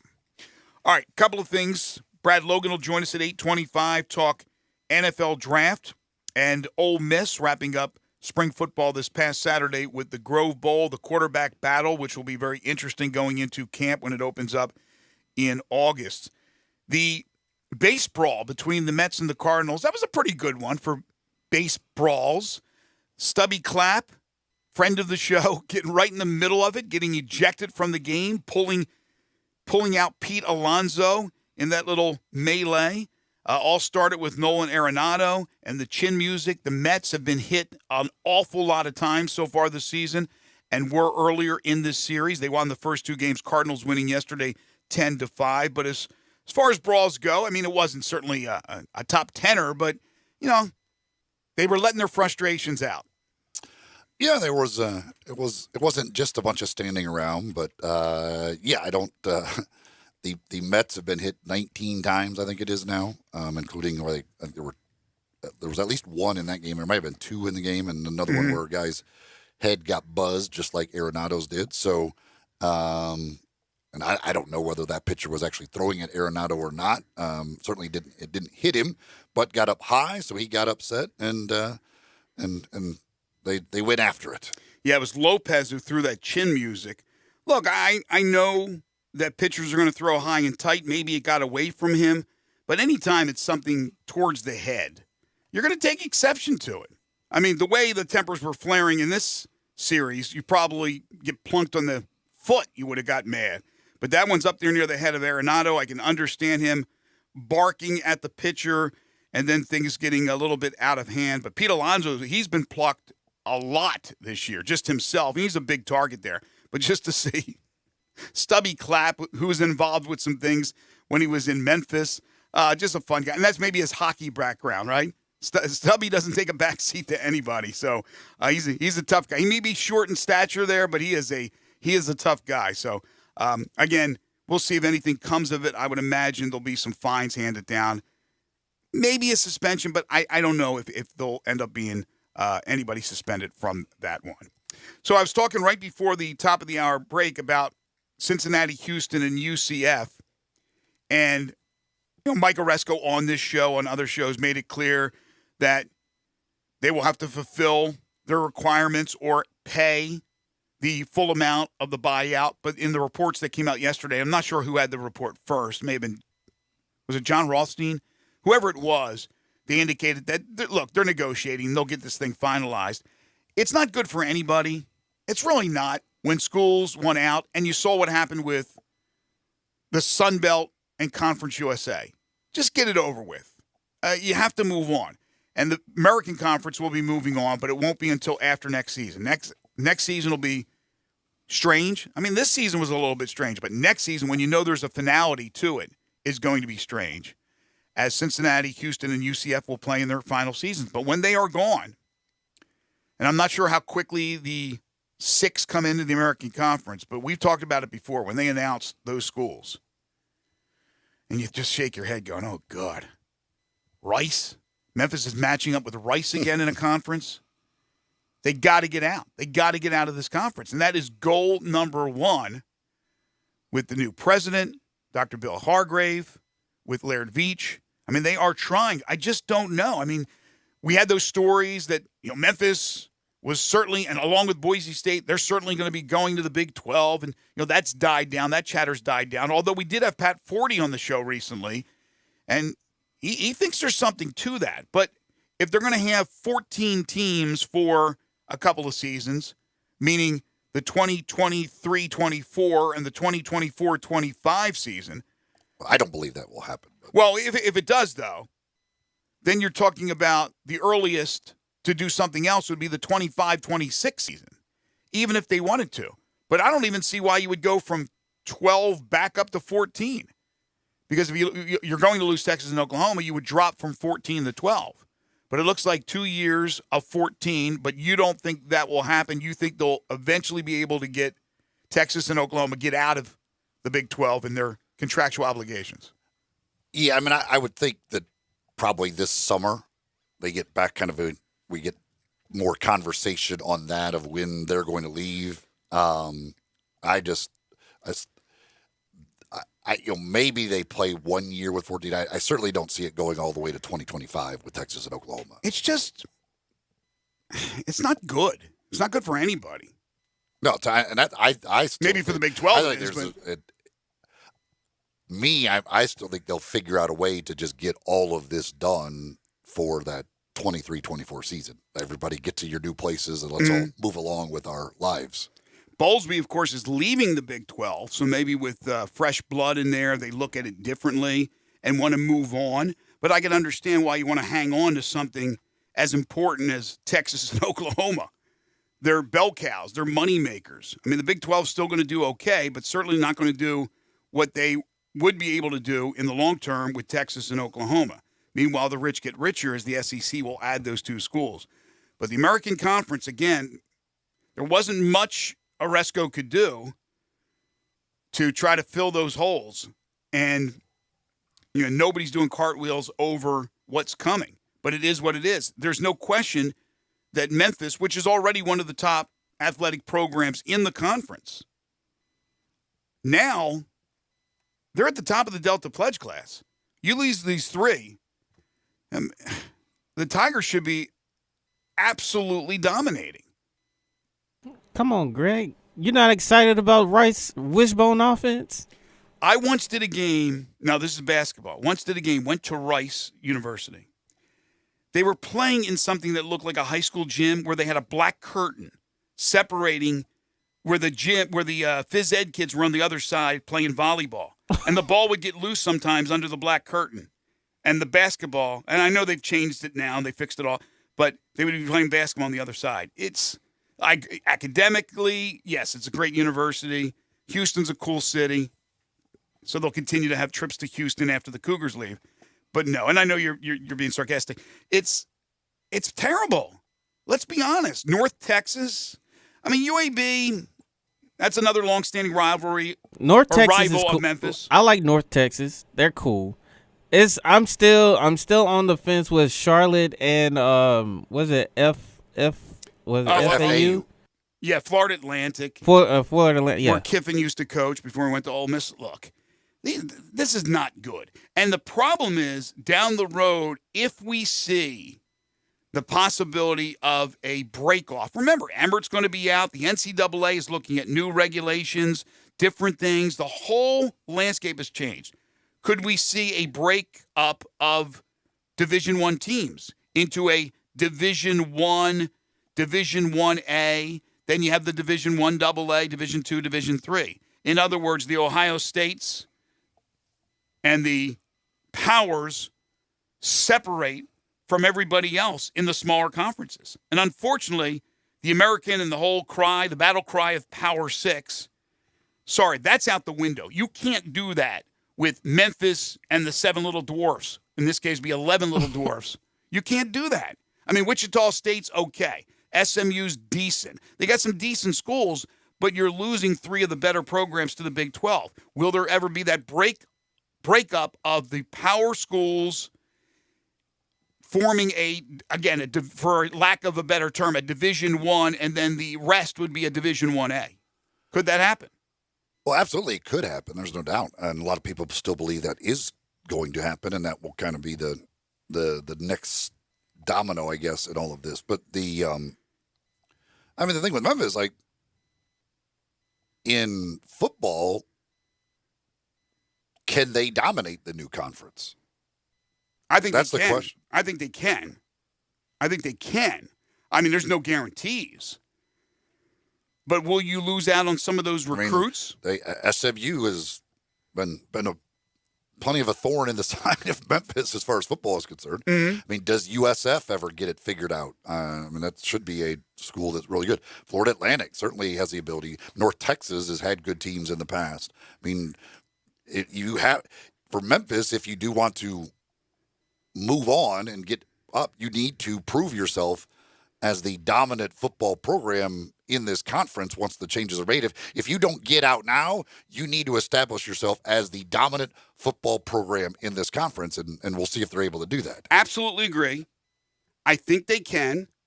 The problem is when you lose some of the powers within that conference, the conference is weakened. And now the recruits look at it and go, do I want to go to that conference? Now, Memphis has to be able to sell itself that, look what we do. We produce NFL players. The draft starts tonight. There will be 2 Tigers selected. Not tonight, but there will be 2 Tigers selected, possibly tomorrow. And that will be 9 straight years of at least 1 Tiger being drafted. So the battle cry for the Tigers is you come to the University of Memphis, we'll showcase your skills, you'll play in a really good program, and you'll go to the NFL. If you're good enough, you will play in the National Football League. But you're selling a schedule of playing Rice and North Texas and Florida Atlantic as opposed to playing Houston, Central Florida, former national champions, Cincinnati. Yes, it may not sound like much. It's not Notre Dame, Michigan, Ohio State, but it's a big drop-off from the 3 that's leaving to what's coming in. So that's a worry. The worry of a break-off, like I said, within Division I athletics. So that's why it's pivotal. And look, you talk to anybody in that administration, especially privately, and they will tell you, and they'll do it even publicly on the show they've done it, how pivotal it is, how important it is to get to another conference. And I still don't understand why the Big 12 would add, and nobody's really given me a great reason why they would. But those reports are still out there. And again, Pat Forty, who's very good at what he does, did not poo-poo it. In fact, he was more adamant about it than I thought he would be, that he thinks it could very well happen. Well, the reason the Big 12 will add, if they do, is because it means more money. That's the only reason. That's all money. So if there's something in adding two more teams or whatever that means they'll make more money, then they'll do it. If there's not something that means they make more money, then they won't do it. Right, but can you add a Memphis, and the rumors were Boise State, to go from 12 to 14? That's after Texas and Oklahoma leaves, and the other 4 are in, obviously. BYU, Cincinnati, Houston, and UCF. Would it be enough money where the slice that you get is more? Because if you're adding and maybe getting more income coming in, but the slice is the same or less, you're not going to do that. So and it doesn't necessarily mean just because you add more money that the slice will be more, because it may not be enough to substantiate the 2 schools you're bringing in, who obviously are going to get an equal piece of the pie. I don't know. I don't see it. I think Memphis is worthy. I think they have been worthy, and we certainly hope they get it, because it has been very frustrating to everybody at that university that they're not in that position. And again, Mike Oresco, friend of the show, has done everything he could possibly do as far as waving the P6 flag. I mean, he went out there, and look, we've talked about it, and at times you go, oh, come on, Mike. But he was trying. They literally do wave a P6 flag. I mean, they every game, right? They bring out a P6 flag. But again, it's going to be harder to wave the P6 flag with what's going to be left, the remnants that are left. But Memphis, as the bell cow, should be able to make a lot of noise. You asked that question. I think they can do it. I certainly think so. You can't go backwards now in Memphis football. You cannot. And I don't think they will. This year will be interesting because, again, you certainly want to be way up there. You don't want these 3 teams that are leaving to be the dominant schools. And we know the season Cincinnati just had. UCF's had some huge years. Houston has gotten it turned around. These are all formidable opponents. But after that, you look at it and go, you know, what's for the – you get Navy for football only, which has hit the skids the last few years, but certainly capable team.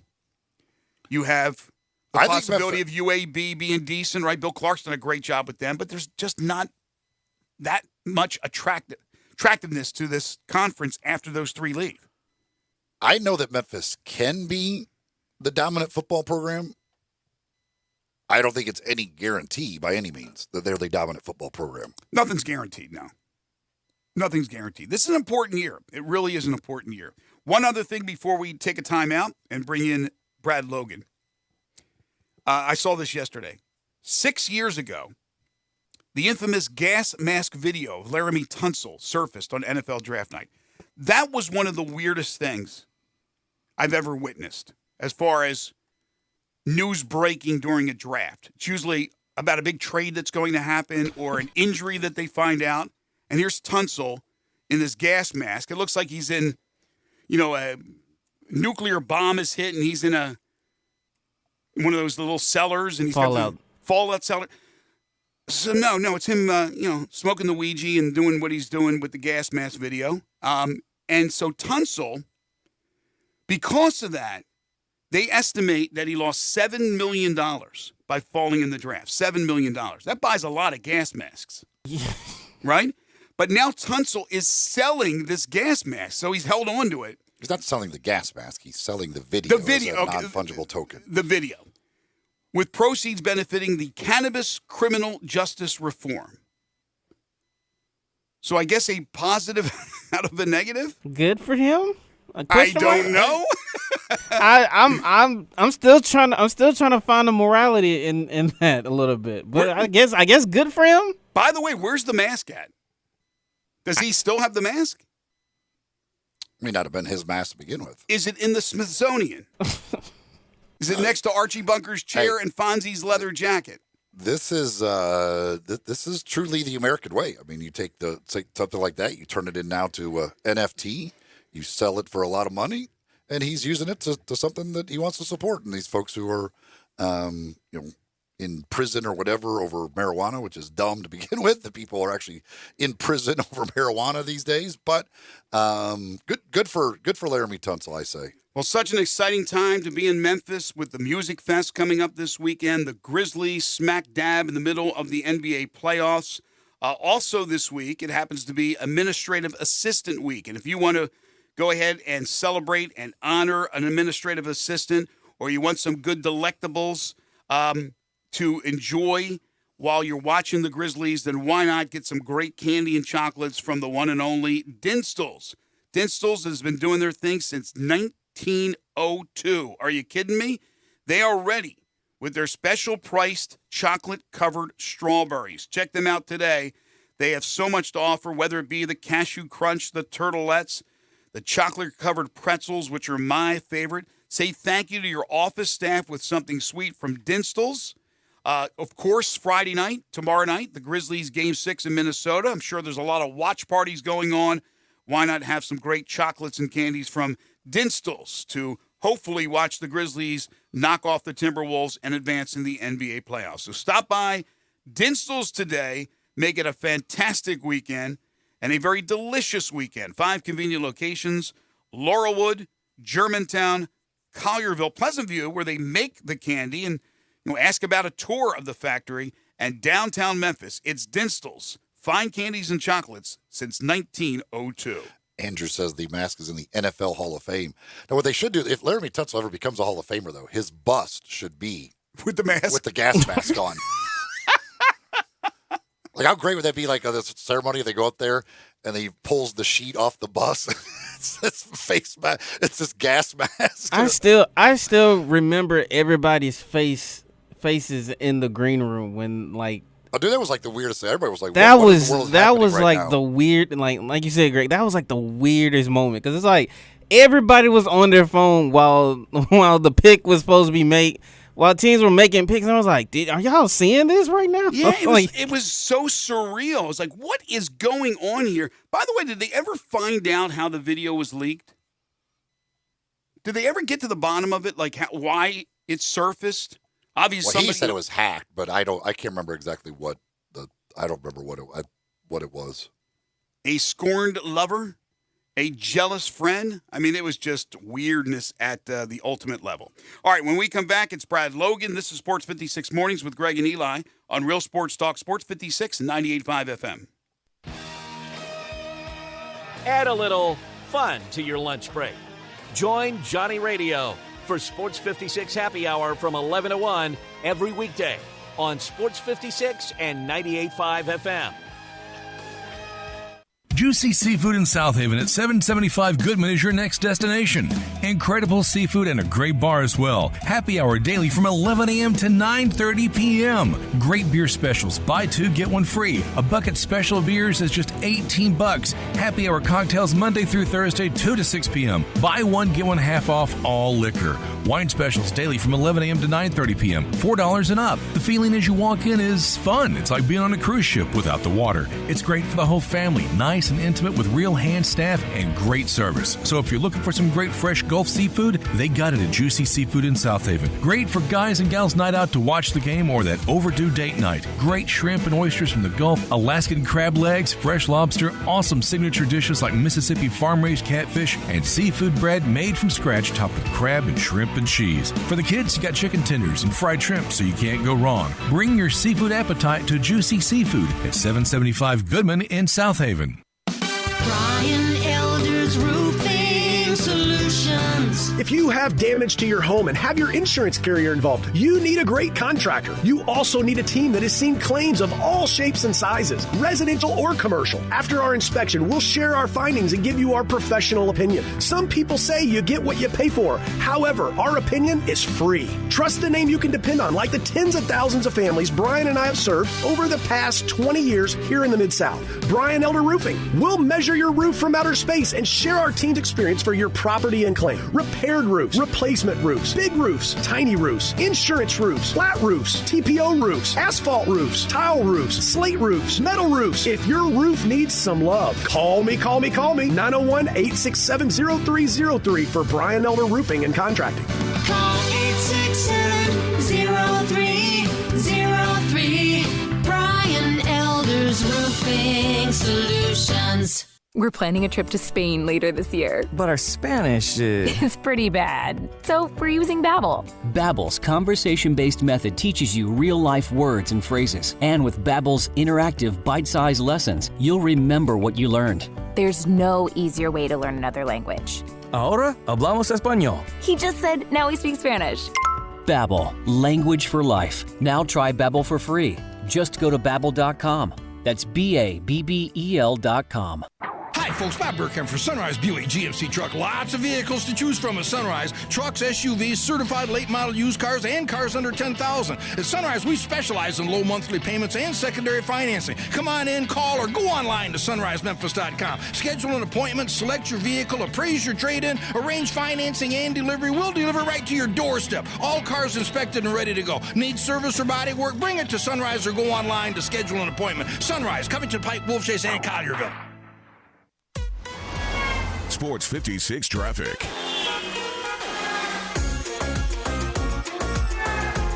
We still working both accidents on Walnut Grove at Senga and Walnut Grove West at Humphreys.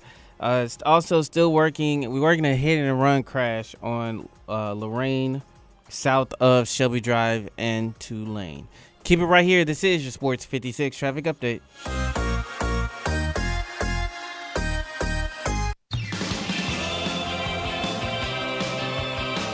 Now, back to Sports 56 Mornings. Isn't it a lovely morning? On Sports 56 and 98.5 FM. This hour brought to you by James Gaddis Jewelers. Here once again, Greg Gaston and Eli Savoy.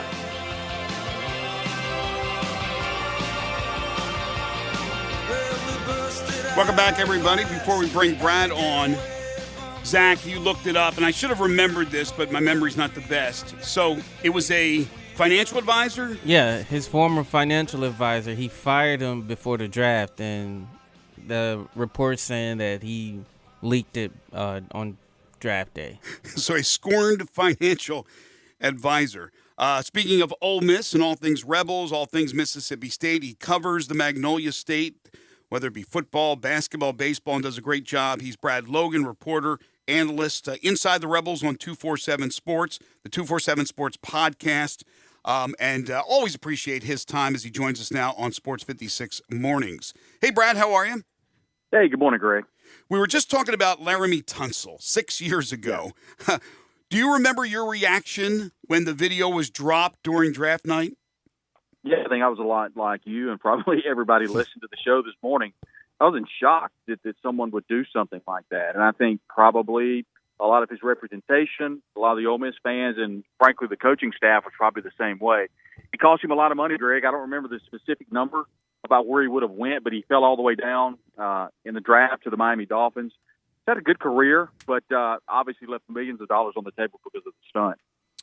Hey, sometimes you just got to use that gas mask. You know, you want to get the, you want to make sure you Yeah. get the, you got to get.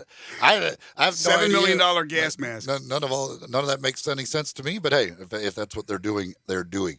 Well, the Ole Miss Rebels just completing spring football. What's your feelings on where things stand in the quarterback battle? I think right now what I have to tell people is I preface what I'm about to say was it was a spring scrimmage and the quarterbacks had different offensive lines they were behind.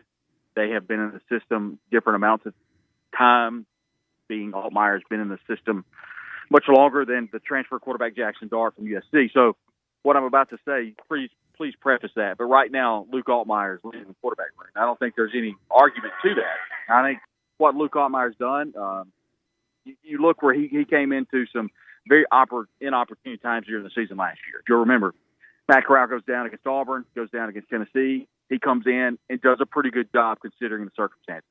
He didn't come in against no disrespect to Austin Peay or Northwestern State, but he didn't come in against a lower-level team.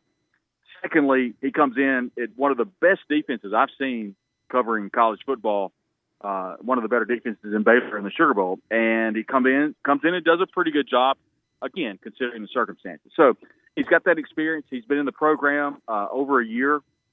Jackson Dart has not. Jackson Dart has no cohesion between either the receivers or the running backs or the offensive line.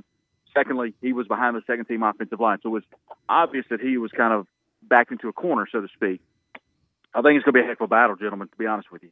I don't think that Ole Miss has just really the red carpet out for Jackson Dart, and it's going to be his job. Luke Altmaier's fighting his tail off. Ken K. Den had a nice scrimmage as well, the player out of Jackson, Mississippi. So it's going to be a battle between those two, being Jackson Dart and Luke Altmaier, and I expect it's going to be a very fierce battle this fall. As you know, they lost some running backs, but they brought in some running backs, and I've heard that they looked good in the spring, looked good in the Grove Bowl. What do you think about the backfield? Yeah, no doubt, Greg. And people think it's crazy to say that this backfield could be better than last year after all the production that they lost, but it very well could. You know, people make a big deal about Zach Evans, the 5-star transfer out of TCU, but he hasn't done it on the field yet. You know, it's all on paper. And so I think Ole Miss is excited to see what he can do. He looked really good in the scrimmage. Didn't play a ton. Goes north and south a lot more than I expected him to. I expected him to be a little bit more of a shiftier back, and he's not. He really likes to get upfield. Secondly, you got Ulysses Bentley IV, transfer out of SMU, more of a Snoop Connor type, to be honest with you. You know, Snoop Connor, the player out of Hattiesburg, Mississippi, declared for the NFL draft. He will not be available this year for Ole Miss. But Bentley comes in, the transfer, he's really good. Quinshon Judkins, a freshman out of Alabama, and how the Crimson Tide let him go, I don't know. He's a 4-star running back and is built like a truck. So Ole Miss definitely has some options, not to mention Kentrell Bullock, the guy that's been there forever, the junior.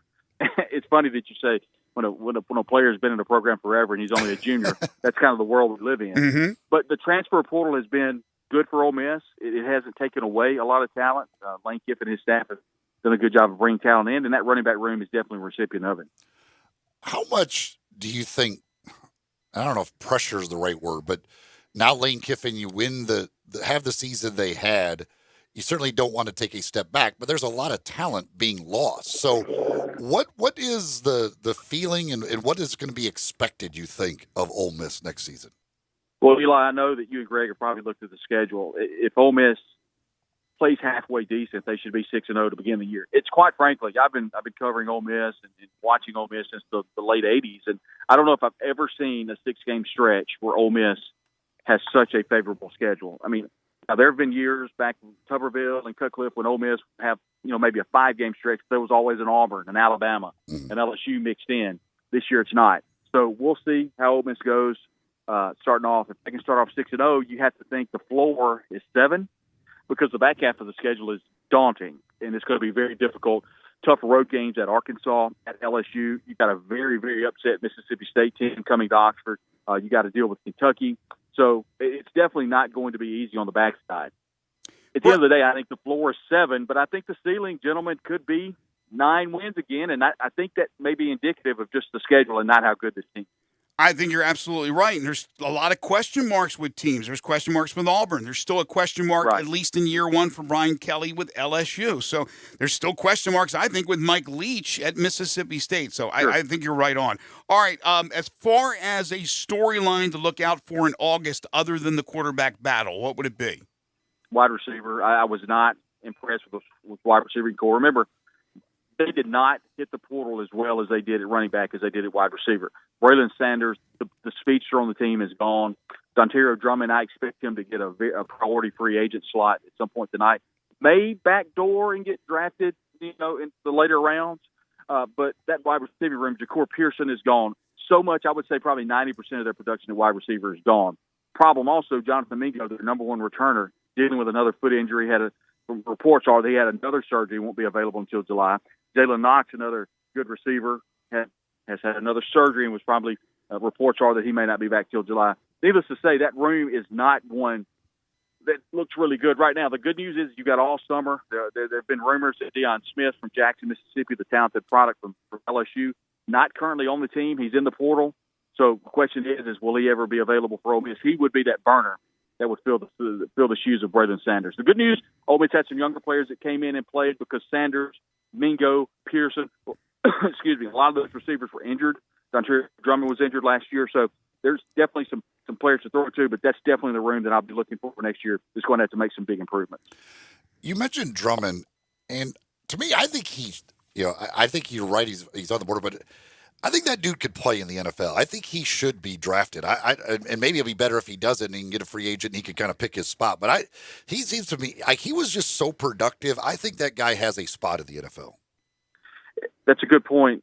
Great, Eli, and I think so too because he's deceptively fast. And what I mean by that is doesn't look like he's running very fast, and then you look and he's got 3 or 4 people in separation. For example, the Egg Bowl, he made some circus catches, but he made them in open field and they couldn't catch him. And you think, well, his 40's not great. He doesn't have a huge number in the whatever shuffle drills and whatever the NFL Combine has. He just makes plays, and it's almost like Tyreek Hill did for years for the Chiefs. Not the fastest guy in the world, can get open and can make plays, and that is exactly who Drummond is. They're going to miss him. He made some big plays, not only in the Egg Bowl, but throughout the year in the Sugar Bowl, and I think he's definitely going to make a roster, and I expect him to make movement. And he's one player, Greg and Eli, I think that could be drafted during this draft. Otherwise, you're looking at probably Matt Corral. I do not expect him to go in the first round. If he does, I think you're looking at maybe the Saints could be a team that he could land with. But it's probably looking like second round for any Ole Miss player in this draft this year. All right, before we let you go, speaking of the draft, you just mentioned Corral. We know he'll get drafted sometime. Which other Ole Miss Rebels and Mississippi State Bulldogs will be drafted? Not necessarily tonight in the first round, but in the 7-round draft. Who's going to get drafted, in your opinion? Well, I'll definitely say this. I'm looking for Charles Cross to go somewhere, maybe in the top 10, depending on where some different picks fall, depending on where some trades happen. Remember, you got Baker Mayfield kind of hanging out there at quarterback. We could see him move to some different spots. So Charles Cross is a player I expect to see go really, really early. And for Ole Miss, that's the player I think is Matt Corral. That is the only player I'm expecting to get drafted, at least earlier on. But Eli makes a good point. I'm sorry. Yeah, Eli makes a good point. I think Dontario Drummond is the player that I'm watching too. Had a little bit of a quad injury. Other than that, stayed fairly healthy in his career at Ole Miss and just made plays. The problem with kind of going back to Matt Corral, why people are saying that he might not go in the first round, I think it's the ankle injury.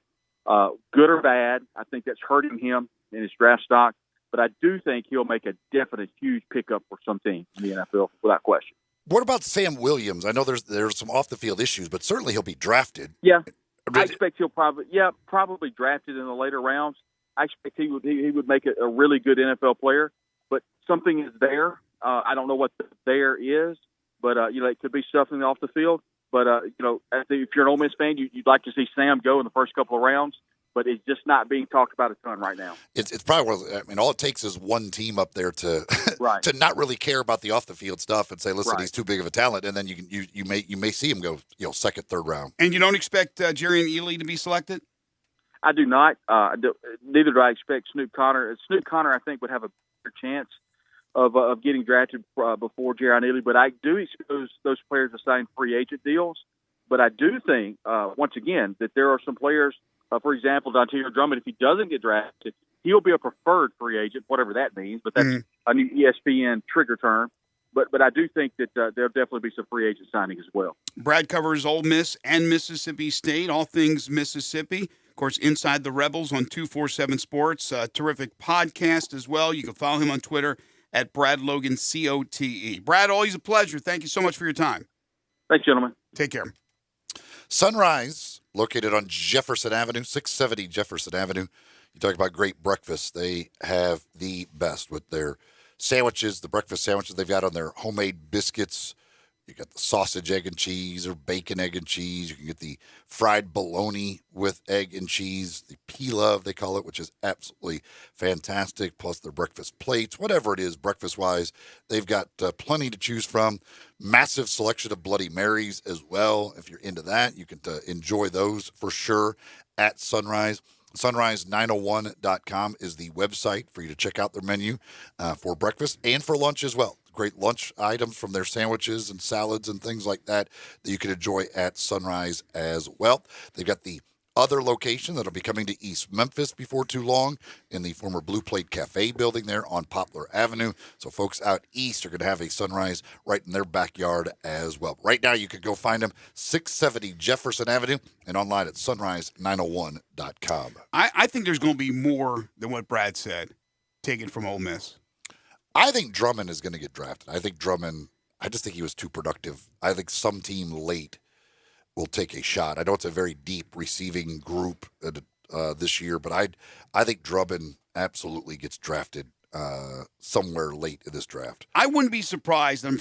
His name escapes me now. The Maryland transfer that played linebacker. Chance Campbell. I think Campbell may get like 6th, 7th round selected. His measurables are terrible, though. Like, that's the problem with him. Like, he can play. Like, he's one of those guys that's really productive on the field, but, like, in the settings of, like, combine stuff, his measurables, he just doesn't have the speed. He doesn't, like, it's just not that. So I don't know about him. I think I would be surprised if he got drafted just because they love the measurables so much. Well, they do love the measurables, and I know we live in an analytical world, but he played linebacker in the SEC and played well. So I still think the proof's in the pudding when you look at the tape. I would be surprised if he doesn't get selected. I still think they look at that and they should look at that more than anything. I think he and Ely are borderline guys.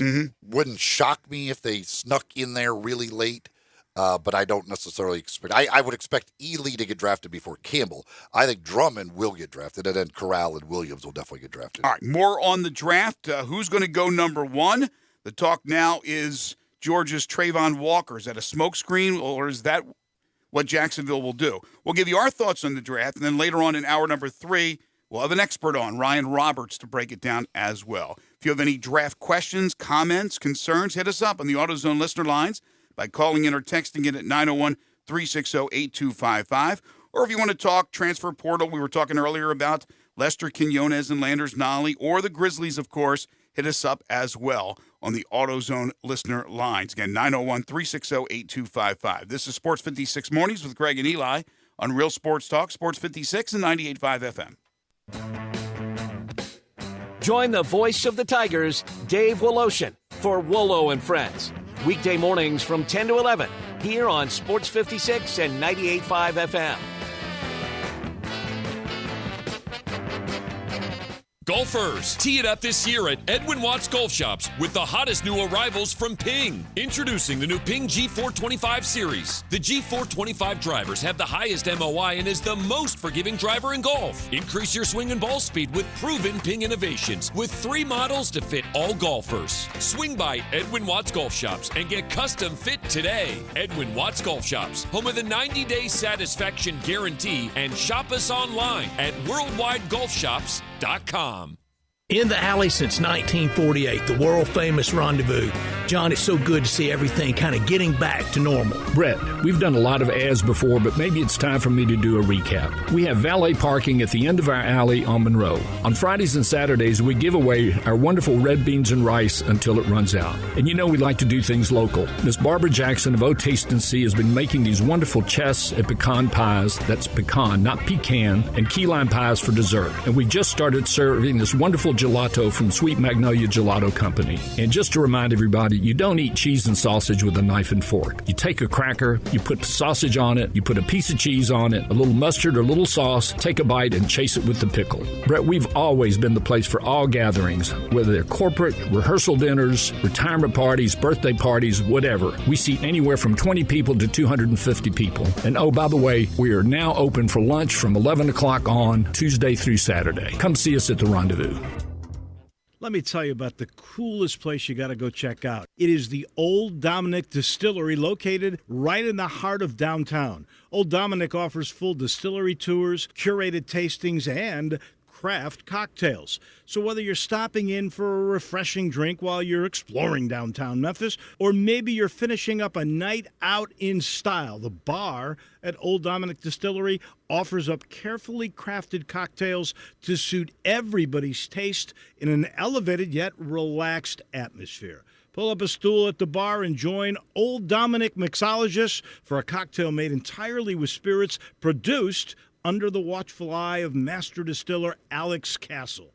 So whether you fancy an old-fashioned or maybe you want to try a flight of Old Dominick products, the expert mixologists at Old Dominick, they're ready to serve you. Visit OldDominick.com for bar hours, or maybe you want a 45-minute tour. Any way you look at it, you'll love Old Dominick. We're planning a trip to Spain later this year. But our Spanish is pretty bad. So we're using Babbel. Babbel's conversation-based method teaches you real-life words and phrases. And with Babbel's interactive bite-sized lessons, you'll remember what you learned. There's no easier way to learn another language. Ahora hablamos español. He just said, now he speaks Spanish. Babbel, language for life. Now try Babbel for free.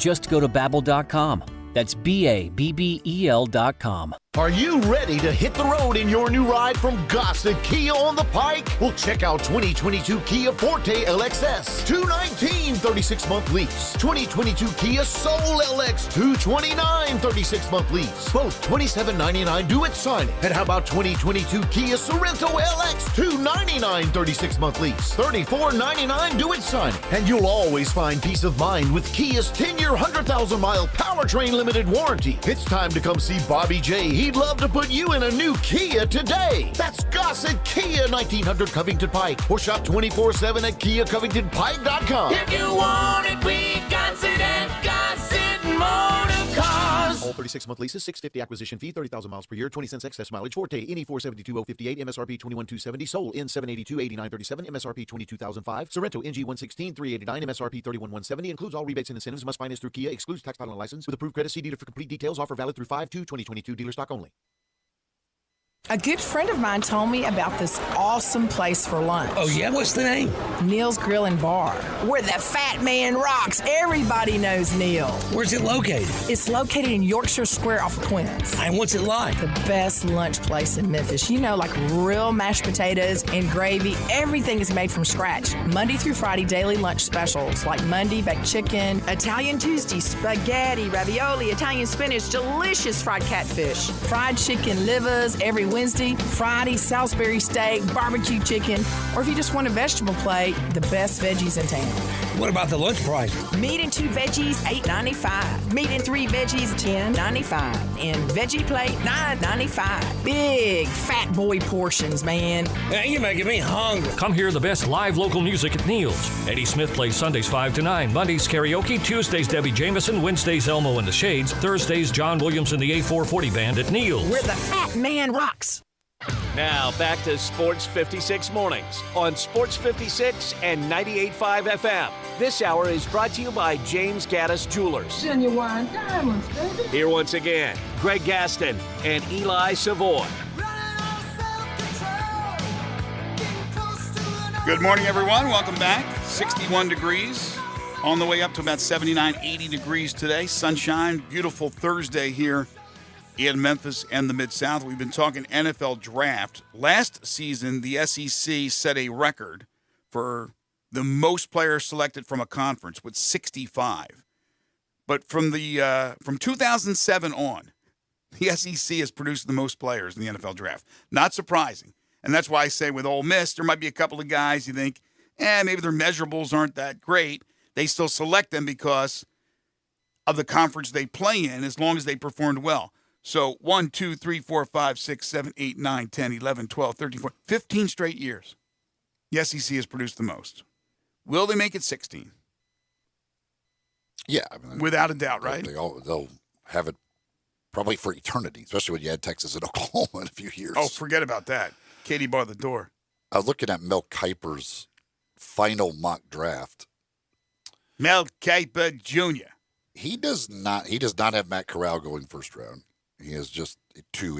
He has Willis, Pickett, and Willis going back to back at 19 and 20. The Saints and the Steelers taking the two quarterbacks.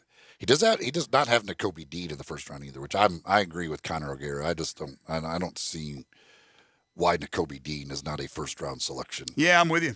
I'm with you too. Do you think Sauce Gardner's that good? Yes. They're looking at top 5 possibly for him. Yeah, I think he is. Really, really good. He's got him going 4th. Then he's got Charles Cross from Mississippi State going 5th to the Giants. Giants are an interesting. I mean, they've got that 5th and the 7th pick, so the Giants are very interesting, and they're going to kind of dictate a lot about kind of where this goes after those first few picks, because they can do a lot of different things when you've got the 5th and the 7th pick. The Jets also got 2 in the first round, correct?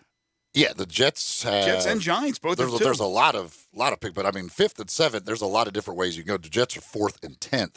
So yeah, I mean the New York teams are going to dictate a lot of stuff. I know there's a lot of teams that would like, and I think the Giants would like to trade down out of one of those, but there's not a whole lot of teams, it seems like, wanting to trade up. The whole Baker Mayfield thing, Debo Samuel out there, like what has happened with those guys. There's a lot of different things that I think could happen. And again, with as crazy as this season has been in the NFL, I'm just assuming it's all going to happen. Well, most of the time you want to trade up for a quarterback. Not always, but most of the time you want to trade up for a quarterback. And right now with the quarterbacks that are being offered, there's just too many question marks.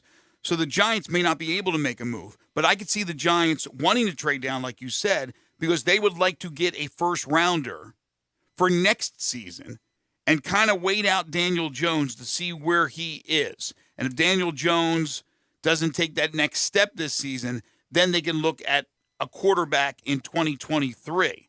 So you want to have the resources to do that. Right now they have the assets, but does anybody want to trade with them? I'm not sure.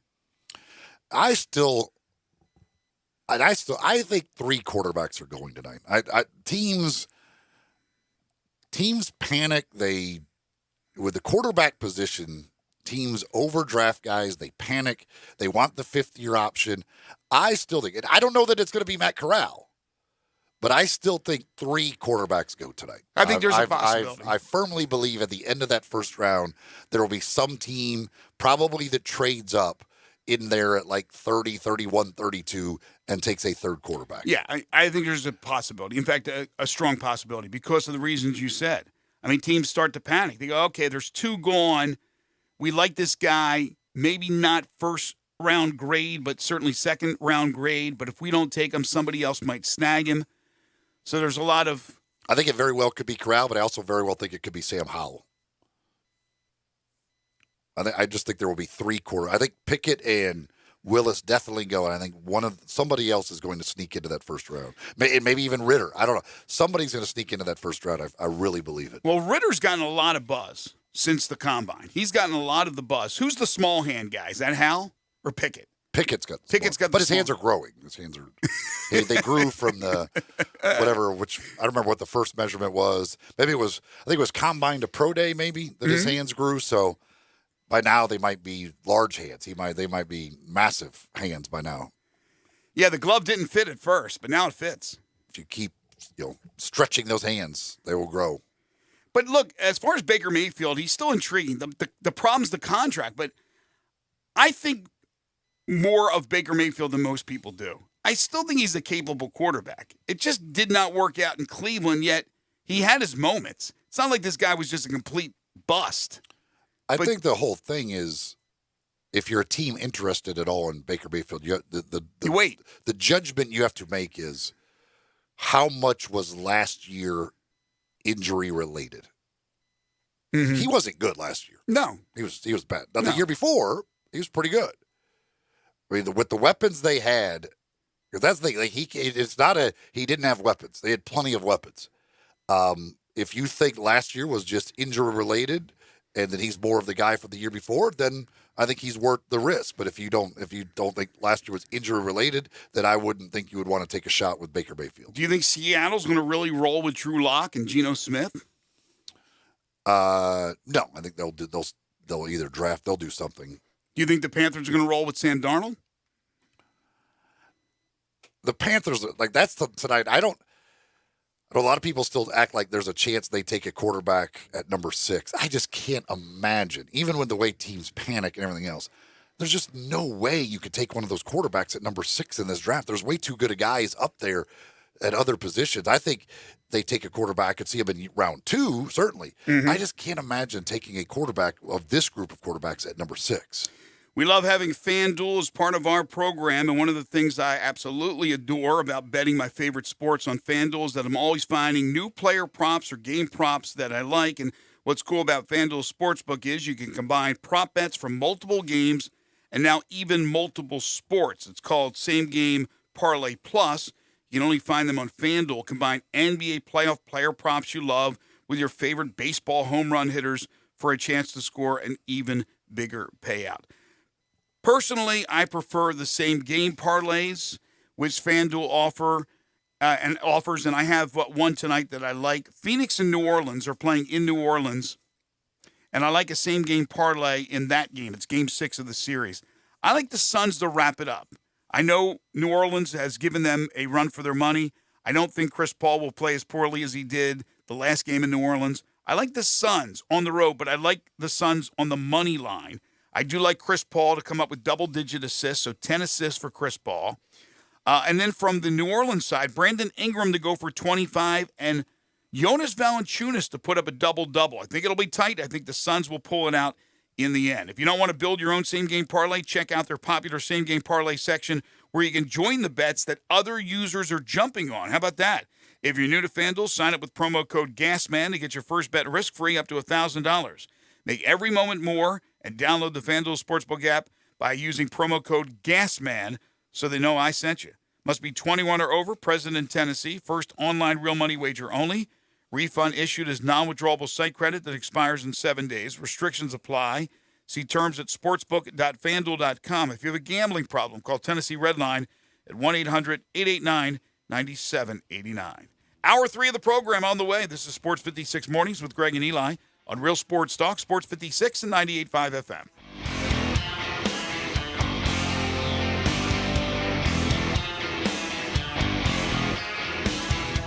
Get in zone, AutoZone. Welcome to AutoZone. What are you working on today? If your lights seem dim, it's probably time to change them. We can help you do the job right. If you do decide to change your lights, we've got reliable replacement lights waiting for you. We've even got headlight restoration kits that can have your existing lights shining brighter. You can get whatever you need fast with our next day delivery or free same-day store pickup. Getting the job done just got easier. Restrictions apply. Get in zone, AutoZone.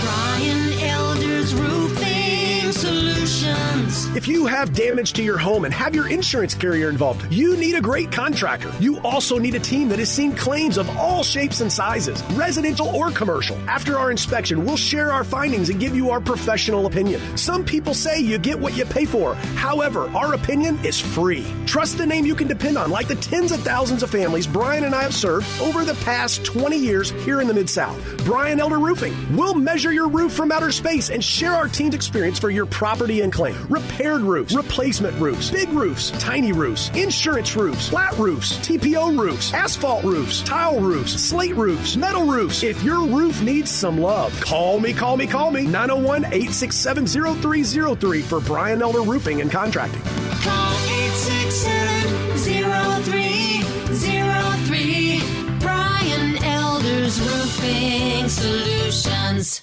The Who hits back. We don't get fooled again. Memphis, it's your turn. Pete Townsend, Roger Daltrey, The Who with an orchestra. Why don't you all fade away? FedEx Forum, Friday, May 13th. Who are you? Get tickets now at livenation.com. The Who, live in concert. There's more at thewho.com.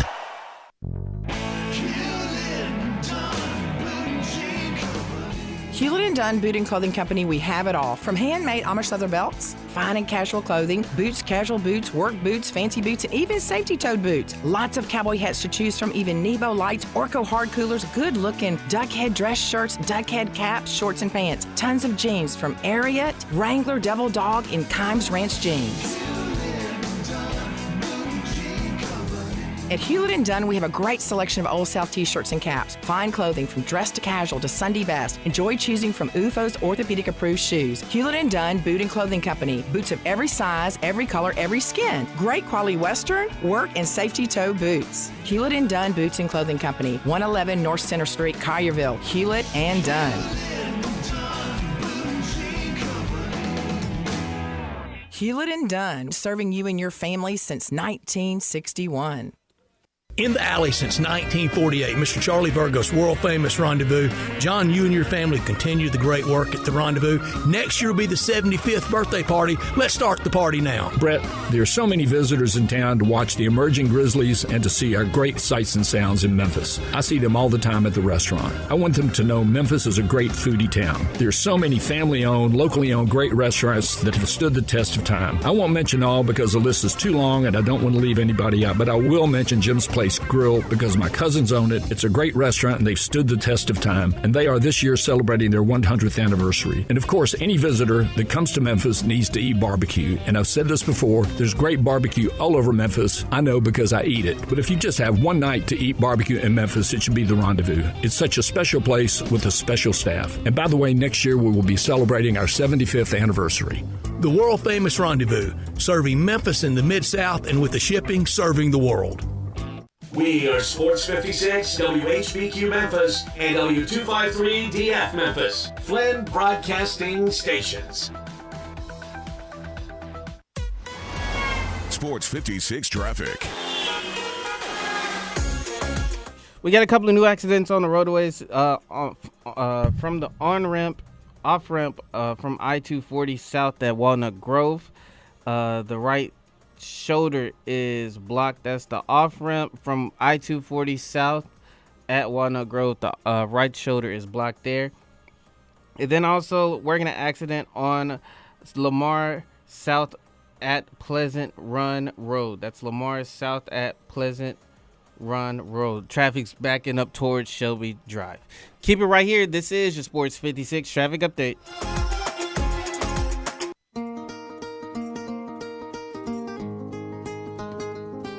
Now back to Sports 56 mornings on Sports 56 and 98.5 FM. This hour is brought to you by Acura of Memphis. Get them to sign on the line which is dotted. Here once again, Greg Gaston and Eli Savoy. Gonna put the world away for a minute, pretend I don't live in it. Sunshine gonna wash my blues away. Rolling right along on this Thursday morning, 9:03 the time. Final hour for us today here on Sports 56 Mornings. Greg Gaston, Eli Savoy, Zach Boyd. We're in the Family Leisure Studios where family and fun come together. Family Leisure, 2120 Witten Road, just north of I-40. Currently 63 degrees. It will get up to about 79, 80 today under sunshine. So nice day here in the Mid-South. We've been talking a lot about the NFL Draft. We'll continue to do that. Round 1 tonight, rounds 2 and 3 tomorrow, and then rounds 4 through 7 on Saturday. Ryan Roberts will join us at 9:25. He's the host of Draft Prospects Podcast on the Believe Podcast Network, NFL Draft Analyst for RiseandDraft.com. Really knows his NFL. We'll get his thoughts on a bunch of the prevailing questions. We've also talked a lot of NBA. If you missed it from last night, Milwaukee eliminated Chicago 116-100, winning that series 4-1. The Bucks, the 3 seed in the East, will now take on the 2 seed, the Boston Celtics. Game 1 in Boston on Sunday. Also last night, Golden State knocked off Denver 102-98. They win that series also 4-1. And Golden State now awaits the winner of the Grizzlies-Timberwolves series with Game 6 tomorrow night, 8 o'clock. From Minneapolis. If the Grizzlies lose that game, a decisive Game 7 will be on Sunday. If the Grizzlies win that game, then the Grizzlies and the Golden State Warriors Game 1 of their second-round series Sunday, I believe 2:30, Eli? Yes. 2:30 Central Time. Texter here on the AutoZone listener line, 901-360-8255, 901-360-8255, the AutoZone listener line. Says of the 32 starting quarterbacks in the NFL, how many were first-round picks? Well, the vast majority of them were, if you go down it quickly, Buffalo, yes. New England, yes. Miami, yes. Jets, yes. So the whole AFC East is. AFC North, Cincinnati, yes. Pittsburgh, we don't know. Could be, because they could be a draft somebody tonight in the first round and make them their starter, but we don't know on Pittsburgh. They did have one, but we don't know yet on Pittsburgh because we don't know who the starter is. Cleveland, yes. Baltimore, yes. AFC South, Tennessee, yes. Indianapolis, who's their quarterback? Matt Ryan. Oh, Matt Ryan, yes. Houston, no. No. Jacksonville, yes. AFC West, Kansas City, yes. Chargers, yes. Denver, no. Raiders, no. Where was Carr drafted? What round was Carr drafted in? Like third round? I don't think he was a first rounder. I wasn't first. I think he was. I want to say first. I want to say third round for some reason on Derek Carr. I don't. So they only have. Well, they got two. They got 2 first round picks out of their division. He was drafted in the second round. Second round. All right. NFC East, Dallas, no. Philadelphia, no. Washington. Who's Washington's starter now? Heineke. Is he still? Are we going with him? Is that what we're rolling with him as their For starter? right now, until otherwise. Who else is on that roster? Because Fitzmagic's gone, right? Is he still on that roster?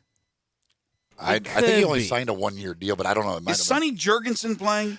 And the Giants, yes. So the NFC East only has one first rounder as a starter, and he might be. Most people think he's probably the worst quarterback in the division. Oh, wait. Correction. Carson Wentz is that's right. the quarterback. Yeah. Carson Wentz was first round. So they do. So assuming he is their starter, they have 2 first rounders in there. NFC North, Green Bay, yes. Minnesota. Cousins. No, when was Cousins drafted? Third round. Chicago. Justin Fields. If it's Fields, yes. Detroit, yes.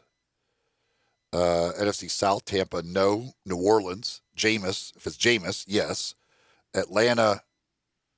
To be determined. No, I don't. We have no idea. Atlanta I might get the Atlanta job. I don't know. It's so funny, though, how you glossed over Tampa Bay. No. Who's their quarterback? I don't know. Some guy named Brady. Carolina, yes, if it is Darnold. And then the NFC West, Rams, yes. Arizona, yes. San Francisco, depends. If it's Trey Lance, yes. If it's Garoppolo, no. Seattle, if it's Drew Lock, yes. Lock was a first rounder? I think he was, wasn't he? Wasn't Lock in like the teens? Second round. Was he second round? Second round. Okay, I was thinking he was late first round. For Atlanta, right now their quarterback room consists of Felipe Franks and Marcus Mariota. So it could be a yes. It could be Mariota's job. Yeah. Well, there hasn't been a lot of buzz about Atlanta and a quarterback. So are they rolling with Mariota? Appears they are right now. They might take a year. Because, Arthur Smith, the head coach, coached Mariota at Tennessee. So that's he might like him. He coached Mariota at Tennessee. Wow. There's a connection. Yeah, I mean, Arthur Smith's been with the Titans forever. So yeah. Yeah, that's right. I mean, that's a good one. Zach, I didn't even think about that. Out of the so you got what's there probably about 6 or 7? Yeah, the bulk of them are first rounders. Yeah. Dallas, Philadelphia. Again, some of these teams we don't know, so you can't say they're first rounders, but they could theoretically because they could draft a guy tonight and make him their starter. Right. But Dallas, Philadelphia, the Texans, Minnesota, Tampa, Raiders, Tampa. But think about it's probably about what?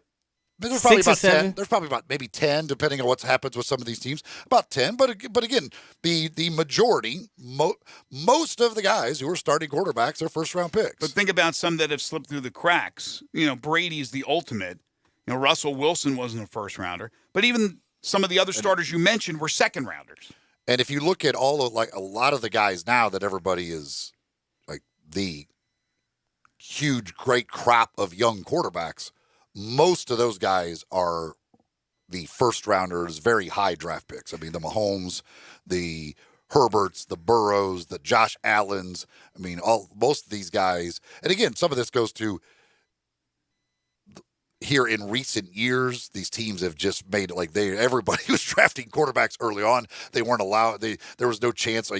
Mac Jones probably 10, 15 years ago isn't drafted in the first round, but now they just do. They're teams and that's why I think there will be 3 quarterbacks at least that go in the first round tonight because these teams are just doing it. One, it gives you the 5th-year option, which is a very important thing that they want with a quarterback, but it also, teams, the quarterback position, the importance of it, they panic and overdraft. And there's not always a home run hit when they draft a quarterback in the first round. There are mistakes made. The Josh Rosen thing did not work out. He was a first rounder. We'll see if Sam Darnold works out. But for the most part, there's a lot of really good football minds that are analyzing these guys.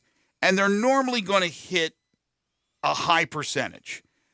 But it doesn't mean that somebody here in this draft at quarterback, even more than one, could turn out to be an annual starter in the National Football League. It's a crapshoot. We understand that. But I would say, for the most part, because the analysts are good at what they do, that this crop of quarterbacks is not as strong as in recent years. For example, if Jordan Love was in this draft, he would probably be the number one, right? Trey Lance would be the number one. He was obviously a high draft pick of the 49ers, but he wasn't the number one overall. I mean, there's guys in recent years that weren't the number one quarterback taken that would be the number one quarterback taken. They feel more about those guys than they do about some of these other guys. I mean, there are question marks for all these dudes. Well, yeah, there's the popular opinion, I guess, is that none of these guys are ready to come in and start day one, which now it's important. And again, this is something that has changed in the last 10, 15, 20 years. Like, it used to be that rookie quarterbacks never started week one of their rookie season. Now, if you're drafting a guy in the first round, these teams generally want to get that guy on the field and have him playing right away and see what they've got and give him that chance to develop on the field. And again, it's a great way to win. If you can get that quarterback out there, you're not paying him very much money. You can spend all your money in other places with the salary cap. And if you can get that guy for 5 years on a rookie deal as your starting quarterback, it gives you the opportunity to win. It's interesting. I'm looking at, and I've been looking since the last break at different mock drafts. And a couple of these mock drafts have no offensive skilled position player being taken in the top 10. Now, others have like a receiver taken like 8, 9, or 10, but none of them. That's crazy. When's the last time that's happened? I know less and less running backs are being taken early because of the shelf life of a running back, but you still have the Saquon Barkleys of the world here recently. But I wonder when the last time it's happened, if ever, that in the top 10 picks, no offensive skill position players, no receivers, no running backs, no quarterbacks were taken. It's a possibility, although I think a receiver will be taken. This particular mock I'm looking at has Drake London being the first receiver off the board at 10. There's I think the wide receivers are interesting for tonight too, because there's a lot of, I think teams probably have those guys in a lot of different orders. It's kind of who you like. And with Jameson Williams' injury, that throws a little wrench into that as well. Because how do you look at that? Because I think a lot of people believe he is the best receiver, but the injury kind of throws a wrench into there. But some people don't even agree on the two Ohio State guys. I think some teams probably have those guys flip back and forth. So then you throw in London, then you throw in the Jameson Williams. Like, there's a lot of different ways the receivers could go, but there's going to be a lot of receivers off the board. Dre texted, he said, Jermaine Johnson from Florida State. Where do you guys see him going? At least top 10. Don't you guys think that guy is a beast? He continues to get a lot of buzz. Every time I check something new, it seems like he's moving up, and people absolutely are falling more and more in love with him. Like, Kuiper has him number 9. He certainly seems almost like a lock to be in the top 10 now. There's a lot of edge rushers, and again, there's some difference in opinion on what order they should go, but it seems like Jermaine Johnson, from what I've seen, is going to be, yes, at least a top 10 guy, probably second half of the top 10. I wouldn't pick him over Aiden Hutchinson, but then I would pick him after that. And the mock I'm looking at has him number 4. But, certainly Thibodeau is the guy that has been talked about a lot, with his stock falling a bit, but he's still, in most of the mocks I'm looking at, top 10. But Johnson is rising, as has the last several weeks Trayvon Walker. And that's why many believe that Trayvon Walker is going to be selected first by the Jacksonville Jaguars. So those defensive linemen, those edge rushers, there is a plethora of good ones. You mentioned the receivers. That's going to be real interesting. Here's the thing, though. I know you got to win, and you got to win now. That's the kind of the mentality in sports when for years it was patience. If any of these quarterbacks, I think, will eventually be a long-term starting quarterback, but not ready to play in the first year, I'll still take that guy. Why not? Or how about take a chance with Jameson Williams? Because Williams would be the number 1 wide receiver if he didn't come off that injury. I'm telling you, this guy would be the number 1 wide receiver, and he still may be. I would take him, even if he's not going to be 100% ready to go to contribute as much as you need him to contribute right off the bat, because, again, the sense of urgency. I would still take him. Texter says, why did Dak fall to the 4th round? Because he wasn't considered an NFL. He really wasn't considered that high of a level of a thrower. Yeah. Like people It's more like a runner. People didn't look at him as a NFL starting quarterback throwing the ball. Like in Mississippi State, he did a lot of running. Issues as well. But the one incident. He's just, he's been better throwing the football than I think anybody thought he would be at the NFL level. He was a physical specimen who could take off and run. And not unlike what Tebow could do, be physical and bowl you over. And then, of course, all the question marks about Tebow and his delivery. Well, there are question marks about Dak and being consistently accurate with his passing. And he has changed the minds of a lot of people. He hasn't gotten the Cowboys to the promised land, but he has certainly been very good. Good Greg, pickup. I want to answer your question as far as having a player, offensive skill player, not taken in the top 10. Yeah. We've gotten close on 2 different occasions during the draft. We had a receiver in 91 taken in the top 10, and that was Herman Moore. Herman Moore from the Lions. And then we also had a receiver in 85 in the top 10, and that was Al Toon. So what you're saying is that you have not found a year where they have been void of a quarterback / running back / receiver in the top 10. No. Wow. That would be historic then. I mean, if your research is accurate, that's crazy. I'm in the 70s, so give me a few more. Hey, 70s, that was a good decade, my friend. Go into spend some time in the 70s. You're going to like it. It is interesting when you look at Dak's year and the fact that he fell to the 4th round and the quarterbacks drafted ahead of him. You had Goff and Wentz go 1-2. Then you had, of course, Paxton Lynch, 1st round. Christian Hackenberg, 2nd round guy. Former Memphis Express great. Jacoby Brissett with 3rd round. Cody Kessler in the 3rd round. Then Connor Cook, 4th round. And then Dak Prescott, 4th round. Cardell Jones went 4 picks after Dak Prescott. 12 gauge. So Paxton Lynch and Christian Hackenberg up there, well ahead of Dak Prescott. But again, Dak was not thought of that highly from his throwing ability as far as the NFL people were concerned. So I don't know if a good friend of ours texted. I don't know if he probably doesn't want his name thrown out there, but he sent me a story on the Wonderlic scores for the quarterbacks. Matt Corral, not good. 15. He had a 15. Bailey Zappi, 35. Who's he a quarterback for? That's the kid from Western Kentucky, right? 35. Strong. His numbers are insane. Sam Howell, 34. Malik Willis, 32. Carson Strong, 22. Look his numbers up from this year. Look up Zappi's numbers from this year. They're insane numbers. Their quarterbacks, Western Kentucky, have always produced big numbers here in recent years. But continuing, Desmond Ridder, a 19. Kenny Pickett, a 17. Matt Corral, a 15. How much that matters, I don't know. Oh, my God. All right, so Zappi, his senior year at Western Kentucky, he had a 69% completion percentage, close to 6,000 yards, and a 62-11 touchdown to interception ratio. 6,000 yards and 62 touchdowns in a season. You think his arm fell off? Because there's a lot of people that like him a lot, like as a guy that you could get a little bit later on to think he could be. I've seen some analysts who think he could end up being the best quarterback of this group. Plus, he's got a cool name, Zappy. Those numbers are, 6,000 yards and 62 touchdowns. That's crazy. In a season.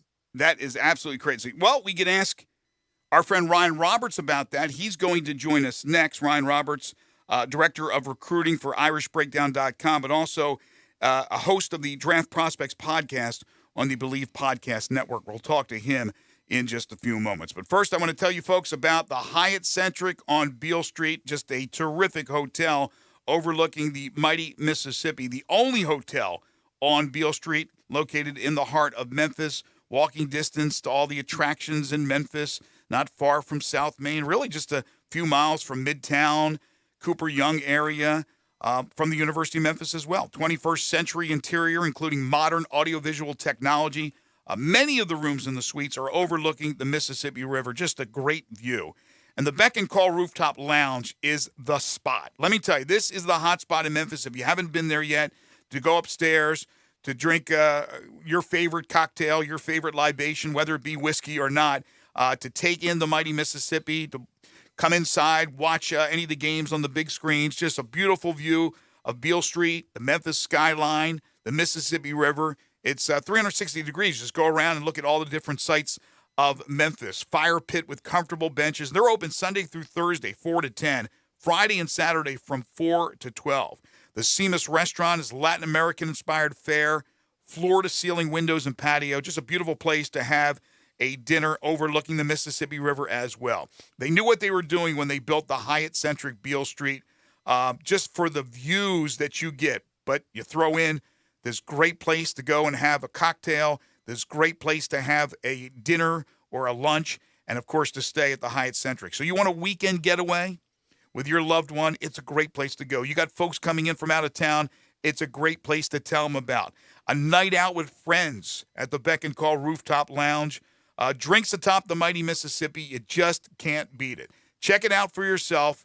I highly recommend it. It's the Hyatt-centric Beale Street in downtown Memphis, right on historic Beale Street. When we come back, it is Ryan Roberts as we continue to talk NFL Draft. This is Sports 56 Mornings with Greg and Eli, right here on Real Sports Talk, Sports 56 and 98.5 FM. Get your afternoon started with Peter Edmiston and Anthony Sang and Sports 56 Grind Time. Weekdays from 1 to 3 on Sports 56 and 98.5 FM. At Jason's Deli, when you're dining in or picking up curbside, you can expect wholesome food and no surprises, just delicious sandwiches, crisp salads, and quick quality meals made with the freshest ingredients and no artificial trans fats, MSG, high fructose corn syrup, or artificial colors and dyes. Around here, a lot of thought goes into what we put into our food and what we take out of it, because you're not just taking a bite, you're getting a taste of who we are. New items are constantly being created to expand our menu for all tastes and special diets with vegan and gluten-free options available. Convenience and on-time delivery you can count on. It's just a click away at jasonsdeli.com, so whether you need to feed 5 people or 5,000, the team at Jason's Deli, they have the credentials and the commitment to keep you satisfied. Freshness is nearby at Jason's Deli with locations at Ridgeway in the Park Place Center, Poplar and Highland, Germantown Road in Cordova, and on Goodman Road in Olive Branch. Jason's Deli. It's wholesome food and no surprises. Wilkinson's Liquor and Wine is celebrating their 35th year. Come in today and choose from a big selection of tequilas, vodkas, and over 70 different single malts. Bourbon whiskey fans will find over 200 bourbons and whiskeys from around the world, along with wines from every region for all you wine enthusiasts. Wilkinson's Liquor and Wine, 146 Highway 72, Suite 102 in Collierville. It's next to Captain John's Barbecue. Open every day, including Sundays from 10 to 7 for football and all sports fans. Wilkinson's Liquor and Wine, celebrating 35 years with you. Are you ready to hit the road in your new ride from Gossett Kia on the Pike? Well, check out 2022 Kia Forte LXS, $219 36-month lease. 2022 Kia Soul LX, $229 36-month lease. Both $27.99 due at signing. And how about 2022 Kia Sorrento LX, $299 36-month lease. $34.99 due at signing. And you'll always find peace of mind with Kia's 10-year, 100,000-mile powertrain limited warranty. It's time to come see Bobby J. He'd love to put you in a new Kia today. That's Gossett Kia, 1900 Covington Pike. Or shop 24/7 at KiaCovingtonPike.com. If you want it, we got it at Gossett Motor Cars. All 36-month leases, $650 acquisition fee, 30,000 miles per year, 20 cents excess mileage. Forte, NE 472,058, MSRP 21,270. Soul, in 782,8937, MSRP 22,005. Sorrento, NG 116,389, MSRP 31,170. Includes all rebates and incentives. Must finance through Kia. Excludes tax, title, and license. With approved credit, see dealer for complete details. Offer valid through 5/2/2022. Dealer stock only. Hi, this is Jimmy Stovall with Corky's Barbecue. We have been serving up our legendary barbecue for more than 38 years right here in Memphis. Whether you're dining in, picking up in our drive-thru, or serving our famous barbecue at your party, Corky's makes it so easy for you with our party pack starting at only $7.49 per person. And you know you never have to worry about running out of food with Corky's. Encore flavor, Corky's Barbecue. In the elevator Now, back to Sports 56 Mornings on Sports 56 and 98.5 FM. This hour is brought to you by Acura of Memphis. Grease lightning. Here once again are Greg Gaston and Eli Savoy. Welcome back, 9:26 the time. Final half hour and change here on this Thursday edition of Sports 56 Mornings. Coming up on the program tomorrow, we'll be joined by Coach Houston Nutt to talk about the wildness of the transfer portal in college football. We'll get his thoughts also on the NFL draft. Bill Hurd is just an amazing story from a guy who broke Jesse Owens' records and set all types of records at Notre Dame. He happens to be a neighbor of mine. Finding out this story about him when I met him, truly unbelievable. He's writing a book, and we're going to talk to Bill and introduce him to you. And John Varlas, of course, is 725 regular spot. We'll talk Grizzlies as we'll preview game number 6. We got 10 in a row, the game show that has swept the nation. That's all coming up tomorrow. But without further ado, we continue talking NFL draft. Round 1 is tonight.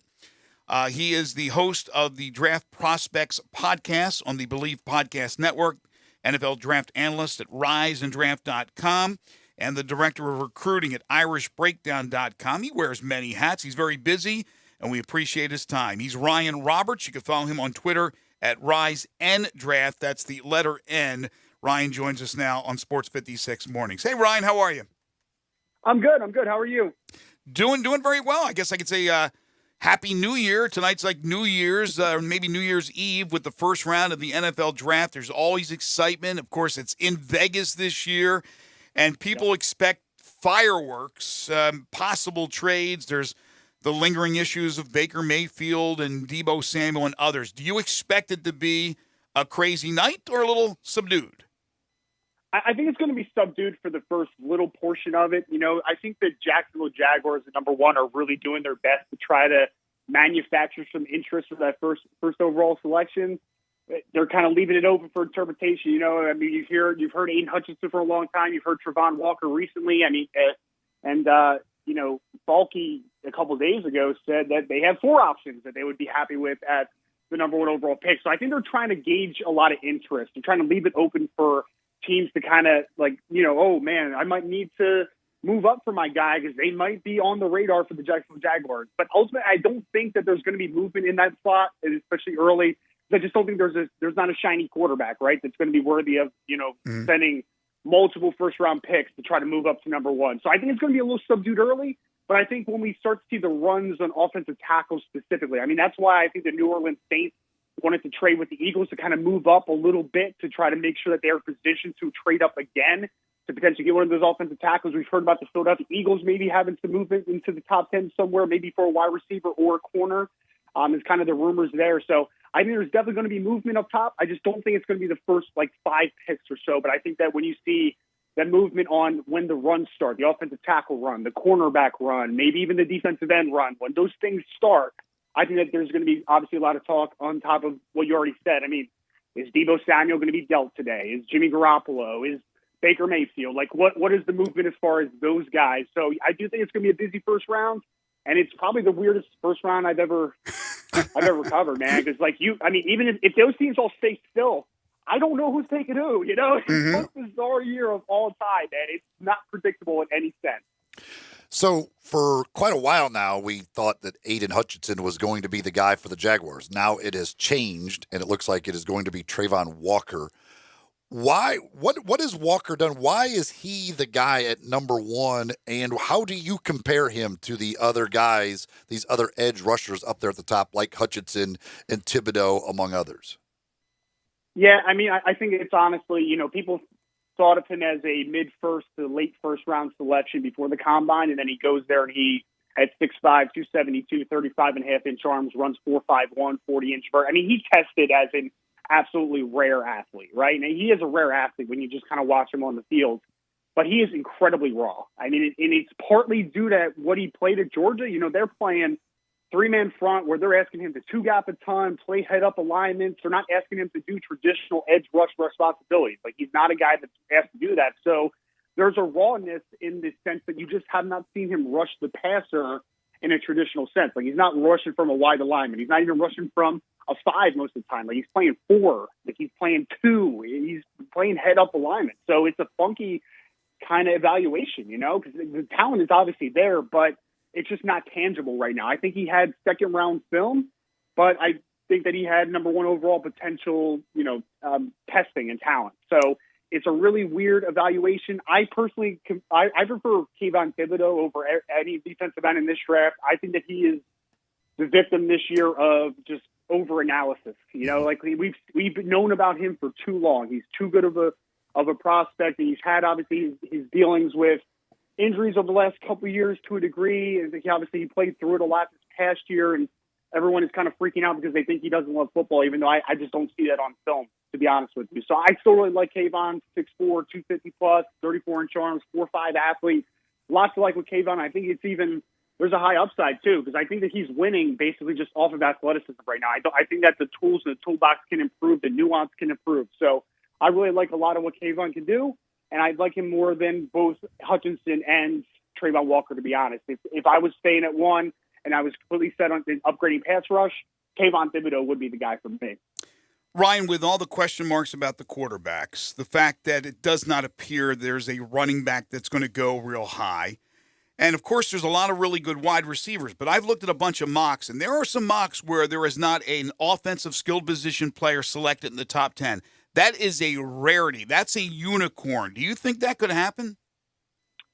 I mean, could it happen? I'm never going to discount anything in draft talk, but I find it very unlikely that it does happen. I've heard, outside even of the quarterback position, which I think that the Carolina Panthers are going to be maybe in the conversation. I think the Atlanta Falcons could be in that talk. I think the Seattle Seahawks at 9 could also be another team. But I would be very surprised if a wide receiver did not go off the board in the top 10. Mm-hmm. Drake London's been a guy that is well-liked by both the Atlanta Falcons at 8 and the New York Jets at 10. Garrett Wilson's also a guy that's been talked about, and then Jamison Williams is even a guy that's name has come up recently. So I think there's at least going to be one wide receiver in the top 10. I also think there's going to be at least one quarterback in the top 10. So I don't think it's very likely, but it's always possible. I mean, you can't discount, especially just, I mean, the opening, I literally told you, I don't know exactly what's going to happen this year. Like, it's a bizarre year, but I would be very surprised if there was no skill position players in the top 10. I think that's very unrealistic. With the receivers, how do you rank them from your breakdown? Those guys at the top: Wilson, London, Williams, Olave. What order would you take those guys in? Yeah, I think for me, it's very difficult to rank. I mean, my top 3 guys are Garrett Wilson, Drake London, and Jamison Williams in that order. They are all obviously a very different player. Garrett Wilson's a true 3-level threat. Wins as a route runner, wins above the rim better than a guy his size you would kind of anticipate. Then he ran 4.38 at the combine. Kind of checks a lot of boxes. Drake London is 6'4 plus, former basketball player, yak guy, a little more flexible as a route runner than you would actually kind of anticipate.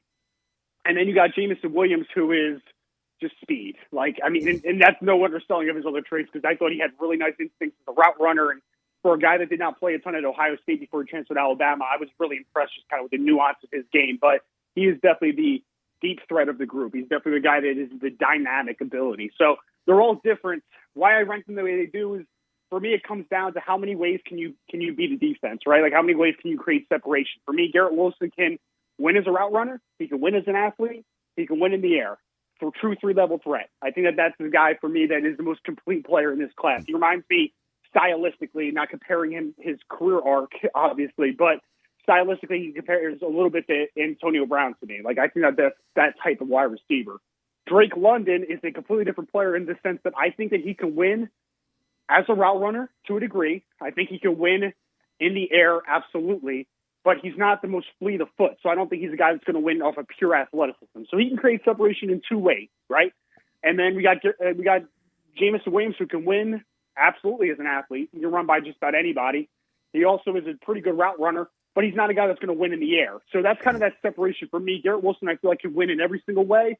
The next 2 guys, I think, he can win 2 ways, but they're very different, which kind of makes it a tough conversation. But in that end, I'm going to kind of – it's almost literally their grades between Jamison Williams and Drake London are almost mirrors for me. Mm-hmm. So the tiebreaker for me is, I'm going to defer to the size because it's a big man's game at the end of the day. So that's kind of where Drake London kind of comes in at number 2 for me. Ryan Roberts joining us, host of the Draft Prospects podcast on the Believe Podcast Network, NFL draft analyst at Rise and Draft.com, among many other things, including being the director of recruiting at IrishBreakdown.com. You can follow him on Twitter at Rise and Draft. Speaking of wide receivers, I understand he's not a first rounder, so he's not in the company that we're talking about, but he had an unbelievable combine and Senior Bowl. He's a local kid from the University of Memphis. He's Calvin Austin III. How do you grade him out? What do you see for him in the draft?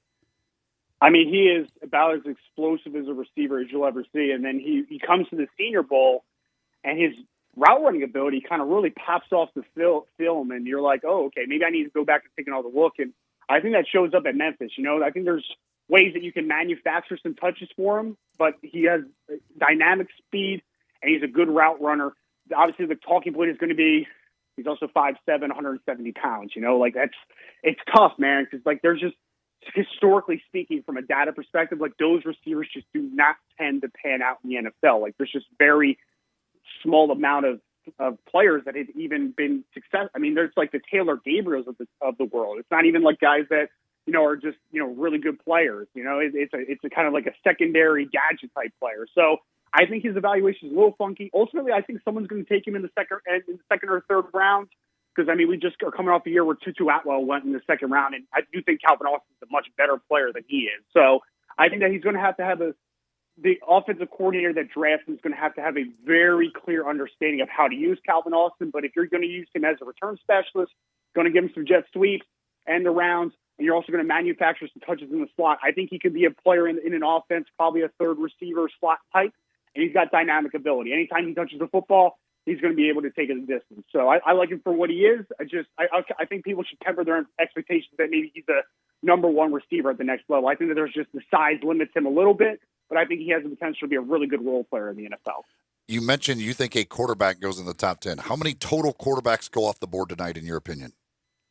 I think it's going to be 4, which is absurd to think about because it's not a good quarterback class. But I think that the way I've just been hearing and the way I kind of look at it, I think Malik Willis is an obvious shoe-in this draft. I think Kenny Pickett has a very good chance to go in the first round, maybe the second quarterback off the board.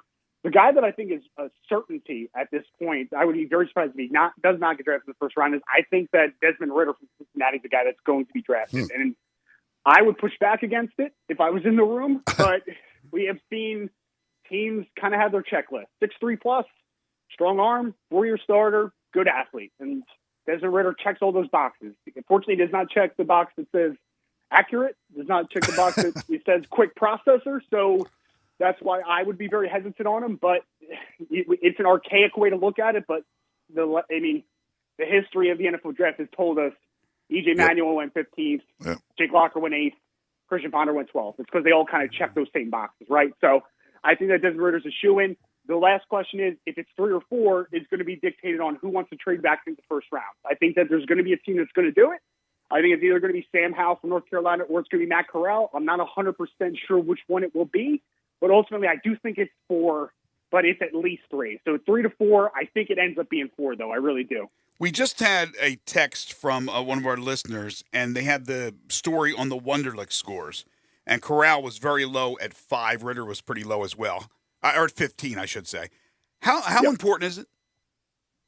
Not too much anymore. I mean, the NFL Combine is getting completely rid of it, right? So there are other aptitude tests. Well, I should call them any type of psychological test or aptitude test that kind of teams do swear by. I mean, there's this thing called a TAP test that most NFL franchises really swear by even more than the Wonderlic. So I think it's a data point. I think people still use it to a degree, but I don't think it makes or breaks a quarterback. You know, there's been some guys that have historically done really bad on this test that ended up being good quarterbacks. So I don't think there's a barometer to those tests to determining if a guy's a good quarterback or not. It maybe could break a tie, in my opinion, but I think that the teams are really moving past that ideology. I think that they're more stringent on those availability of interviews where you can sit down with a player and really kind of comb through their backgrounds and their love for the game and their football IQ. I think that those is where the determiner comes as far as like the psychological side of everything. Mm-hmm. I don't think the Wonderlic is nearly as applicable as it used to be. How do you, what order do you put the 3 top tackles, Neal, Ekwonu, and Cross?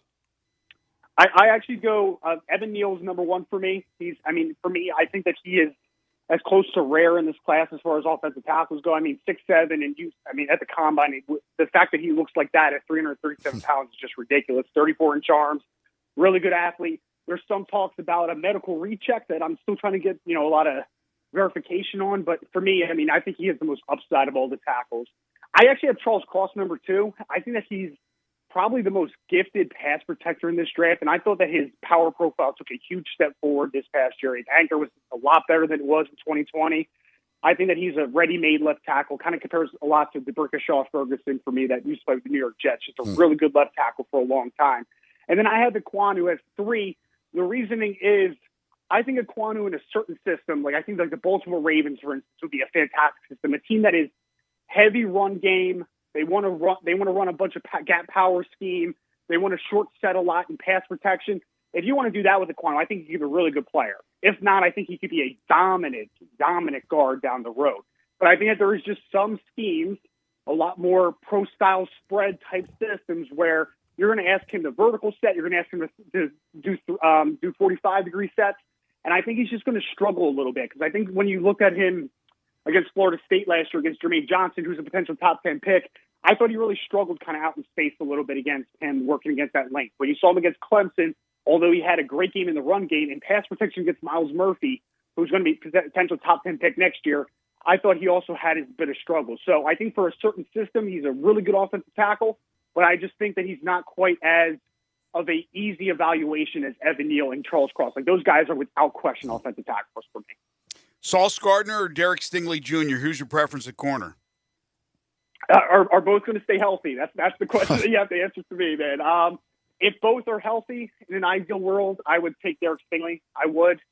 I think that his upside is that of a true number one shutdown corner, although I hate that term because there's no true player that shuts down fully a half of the field. But he's a guy for me that I think is tremendous. Transitions, length, athleticism, ball skills. He has it all when he's healthy, but obviously the number one ability is availability. He just hasn't been fully available the last 2 years. So it's a little bit of a question mark. But if everything is equal, I would take him. But if I was scared of that, then I would defer to Ahmad Sauce Gardner because Sauce can just do everything that you need him to do. There's nothing flashy about him, but he understands how to use his length. He has incredible diagnostic skills, plays in the zone. He can play press man. Not the most quick player of all time, so I don't think he's going to play a lot of off man, but for a specific scheme, I think he's going to be a fantastic football player. But if both are equal, I would take Stingley if I was sure or at least a little bit confident that the injuries would not be a big hindrance to his career. I always like a good versatile sauce in my recipes. There's no doubt about that. It's always nice to have a guy from around here that I keep seeing wide range. Seem like some believe he'll be off the board tonight, others do not. Does Nakobe Dean come off the board tonight? I don't think he does.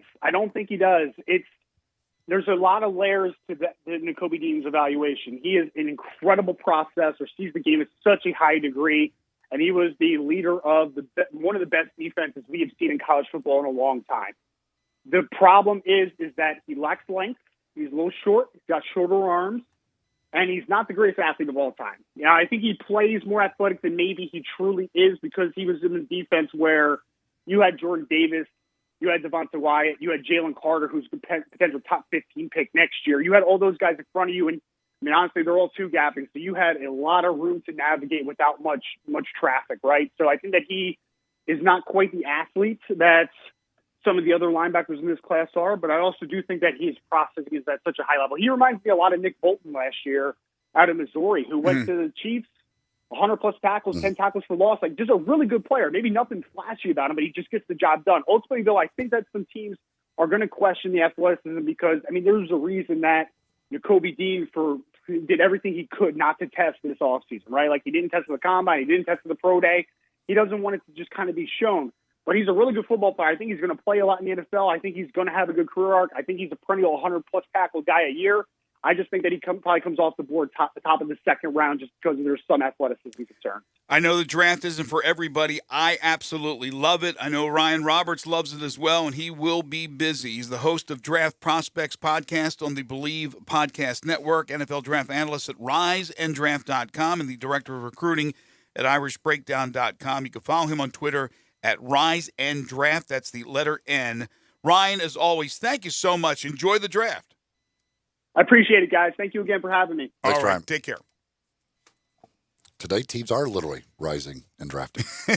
Yes. Today is the day that you rise and draft, and they'll be doing. I'm interested to see what the spectacle of the whole thing is in Vegas. Vegas. Too. Showgirls? I'm very interested to see what kind of show is put on this weekend, because I can only imagine it. I have to imagine it's pretty elaborate things that we're going to see when you put the NFL and Vegas putting on a draft show together. Is Penn and Teller going to be out there? Chris Angel?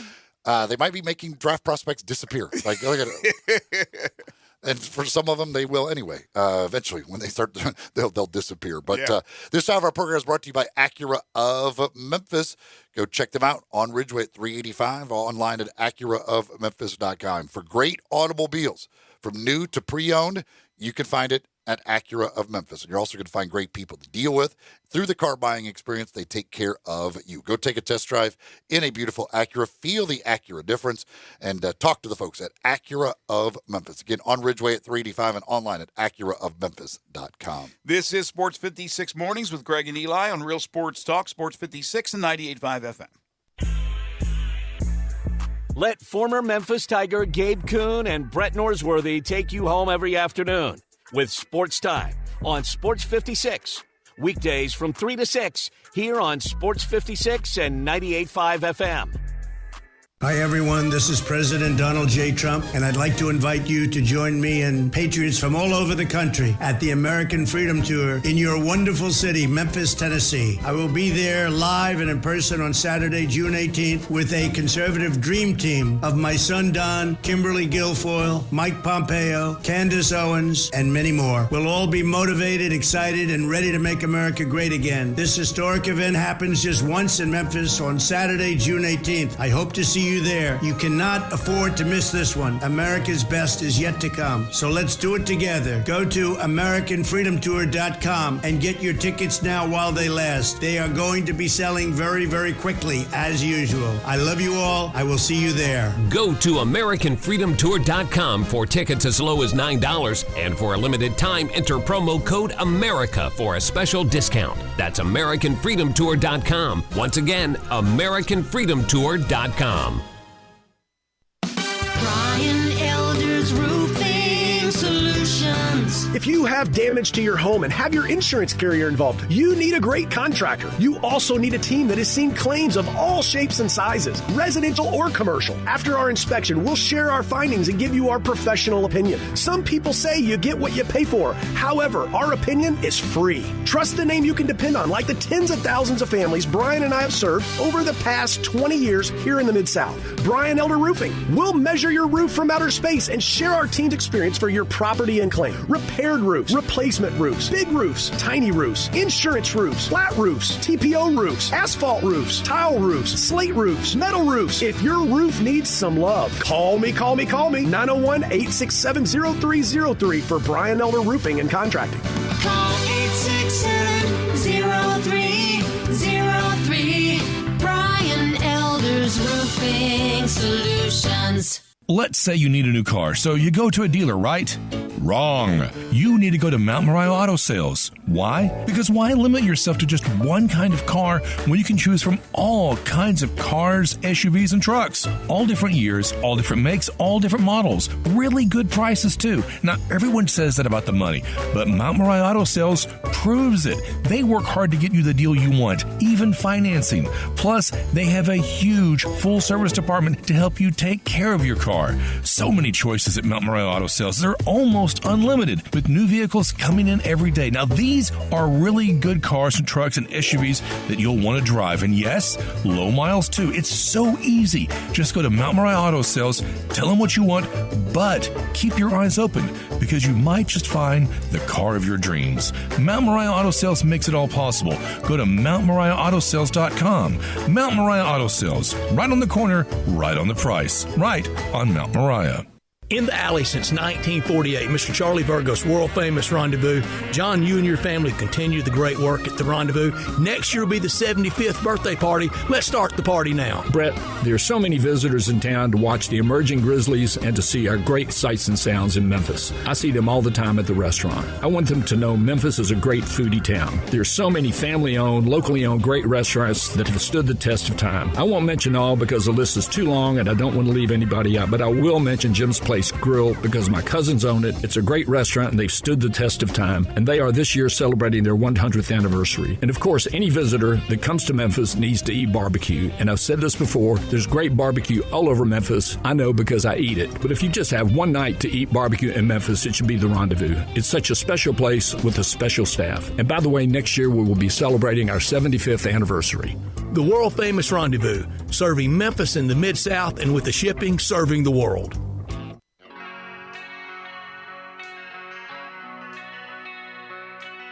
Now back to Sports 56 Mornings on Sports 56 and 98.5 FM. This hour is brought to you by Acura of Memphis. Power is everything. Here once again, Greg Gaston and Eli Savoy.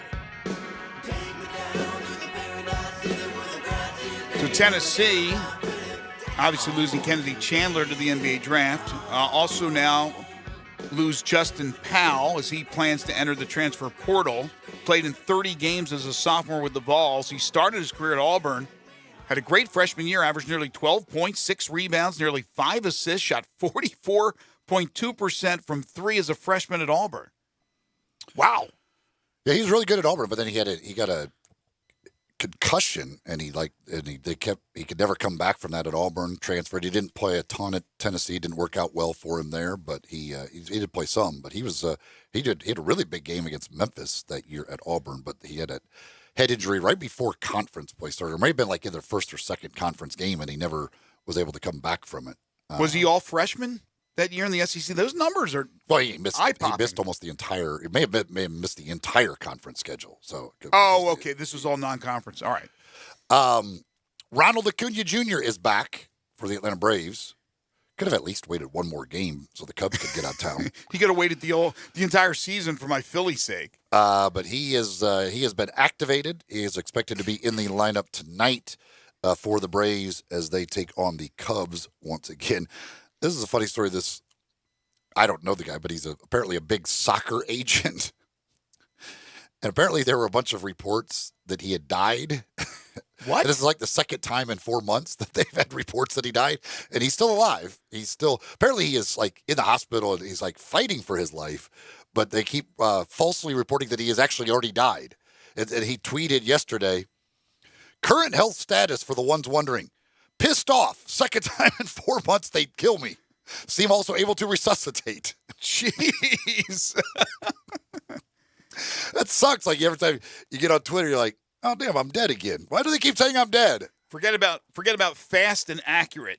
It's all about being fast and wrong, apparently. You're trying to kill him off, man. Like, I'm still breathing, man. They're trying to kill this guy off. Like it happened like 4 months ago, and you're still in the hospital. They say he's like he's not. He's fighting for his life. But then like you think, okay, they won't make the same mistake. And then like yesterday, you're in the hospital. You happen to look up Twitter, like, by golly, they did it again. I'm dead again. Doc, come in here. I'm still alive, right? Just want to make sure. Yeah, let me tweet out. Still not dead. Still not dead. Doc, just give me an EKG just for clarification. Yeah, just to make sure. Doc, this isn't from you, right? I'm still. You didn't tweet that I'm dead. Like I'm alive, right? Okay, I just need to know that. Yeah, I would start getting pissed off too if you keep trying to say I'm dead. Jeez, again. Let's not be accurate with the information. Let's throw it out there. If he doesn't win this battle and actually does die, or like, then everybody's like, once the reports come out, everybody's like, okay, wait a second, we're waiting for him to. When does his response come to this one? No, there you go. In the end, hey, all that matters was we were right in the end. He died. Well, yeah, you can say that for everybody. Let's do predictions for every single person. No, we're not dead yet. You're gonna be one day. Yeah, don't say that to me. We're gonna have problems. You're gonna buck the odds, aren't you? The doctor, yes. The doctor said he was furious at the false rumors as well. It doesn't look good on his part. He's killed off the guy a couple of times. Oh, my gosh. Tonight in the NBA playoffs, Philadelphia at Toronto. The Sixers have lost the last two. Toronto playing at home could even the score and make this really interesting. Philly is a 1.5-point favorite. The Suns and the Pelicans. Suns will try to win in New Orleans and wrap up the series. The Suns a 2-point favorite. And the Mavs at the Jazz. The Mavs trail or lead the series 3-2. The Jazz playing at home. That's a pick 'em. A pick 'em for the Jazz at home against Dallas. And if they lose that one, break up the Jazz. It could be an interesting offseason for Utah. That's going to do it for us today. By the way, congratulations yesterday to Memphis 901 FC. They rolled over the Tampa Bay Rowdies 3-1. They're off to a 4-1-1 start. So great start to the season for Memphis 901 FC. Our thanks to Ryan Roberts and Brad Logan for joining us on the program today. Tomorrow's going to be a busy day. We'll be talking Grizzlies, Minnesota Game 6 preview. We'll look back at the first round of the NFL Draft preview, what else is happening with the NFL Draft. Houston Nutt will be joining us. Bill Hurd will be joining us. Just a great story for a Memphian that you need to hear. And John Varlas at 7:25 plus 10 in a row, the game show that has swept the nation. Wolo and Friends on Sports 56 is coming up next. For Eli Savoy and Zach Boyd, I'm Greg Gaston. Enjoy the rest of your Thursday, everyone.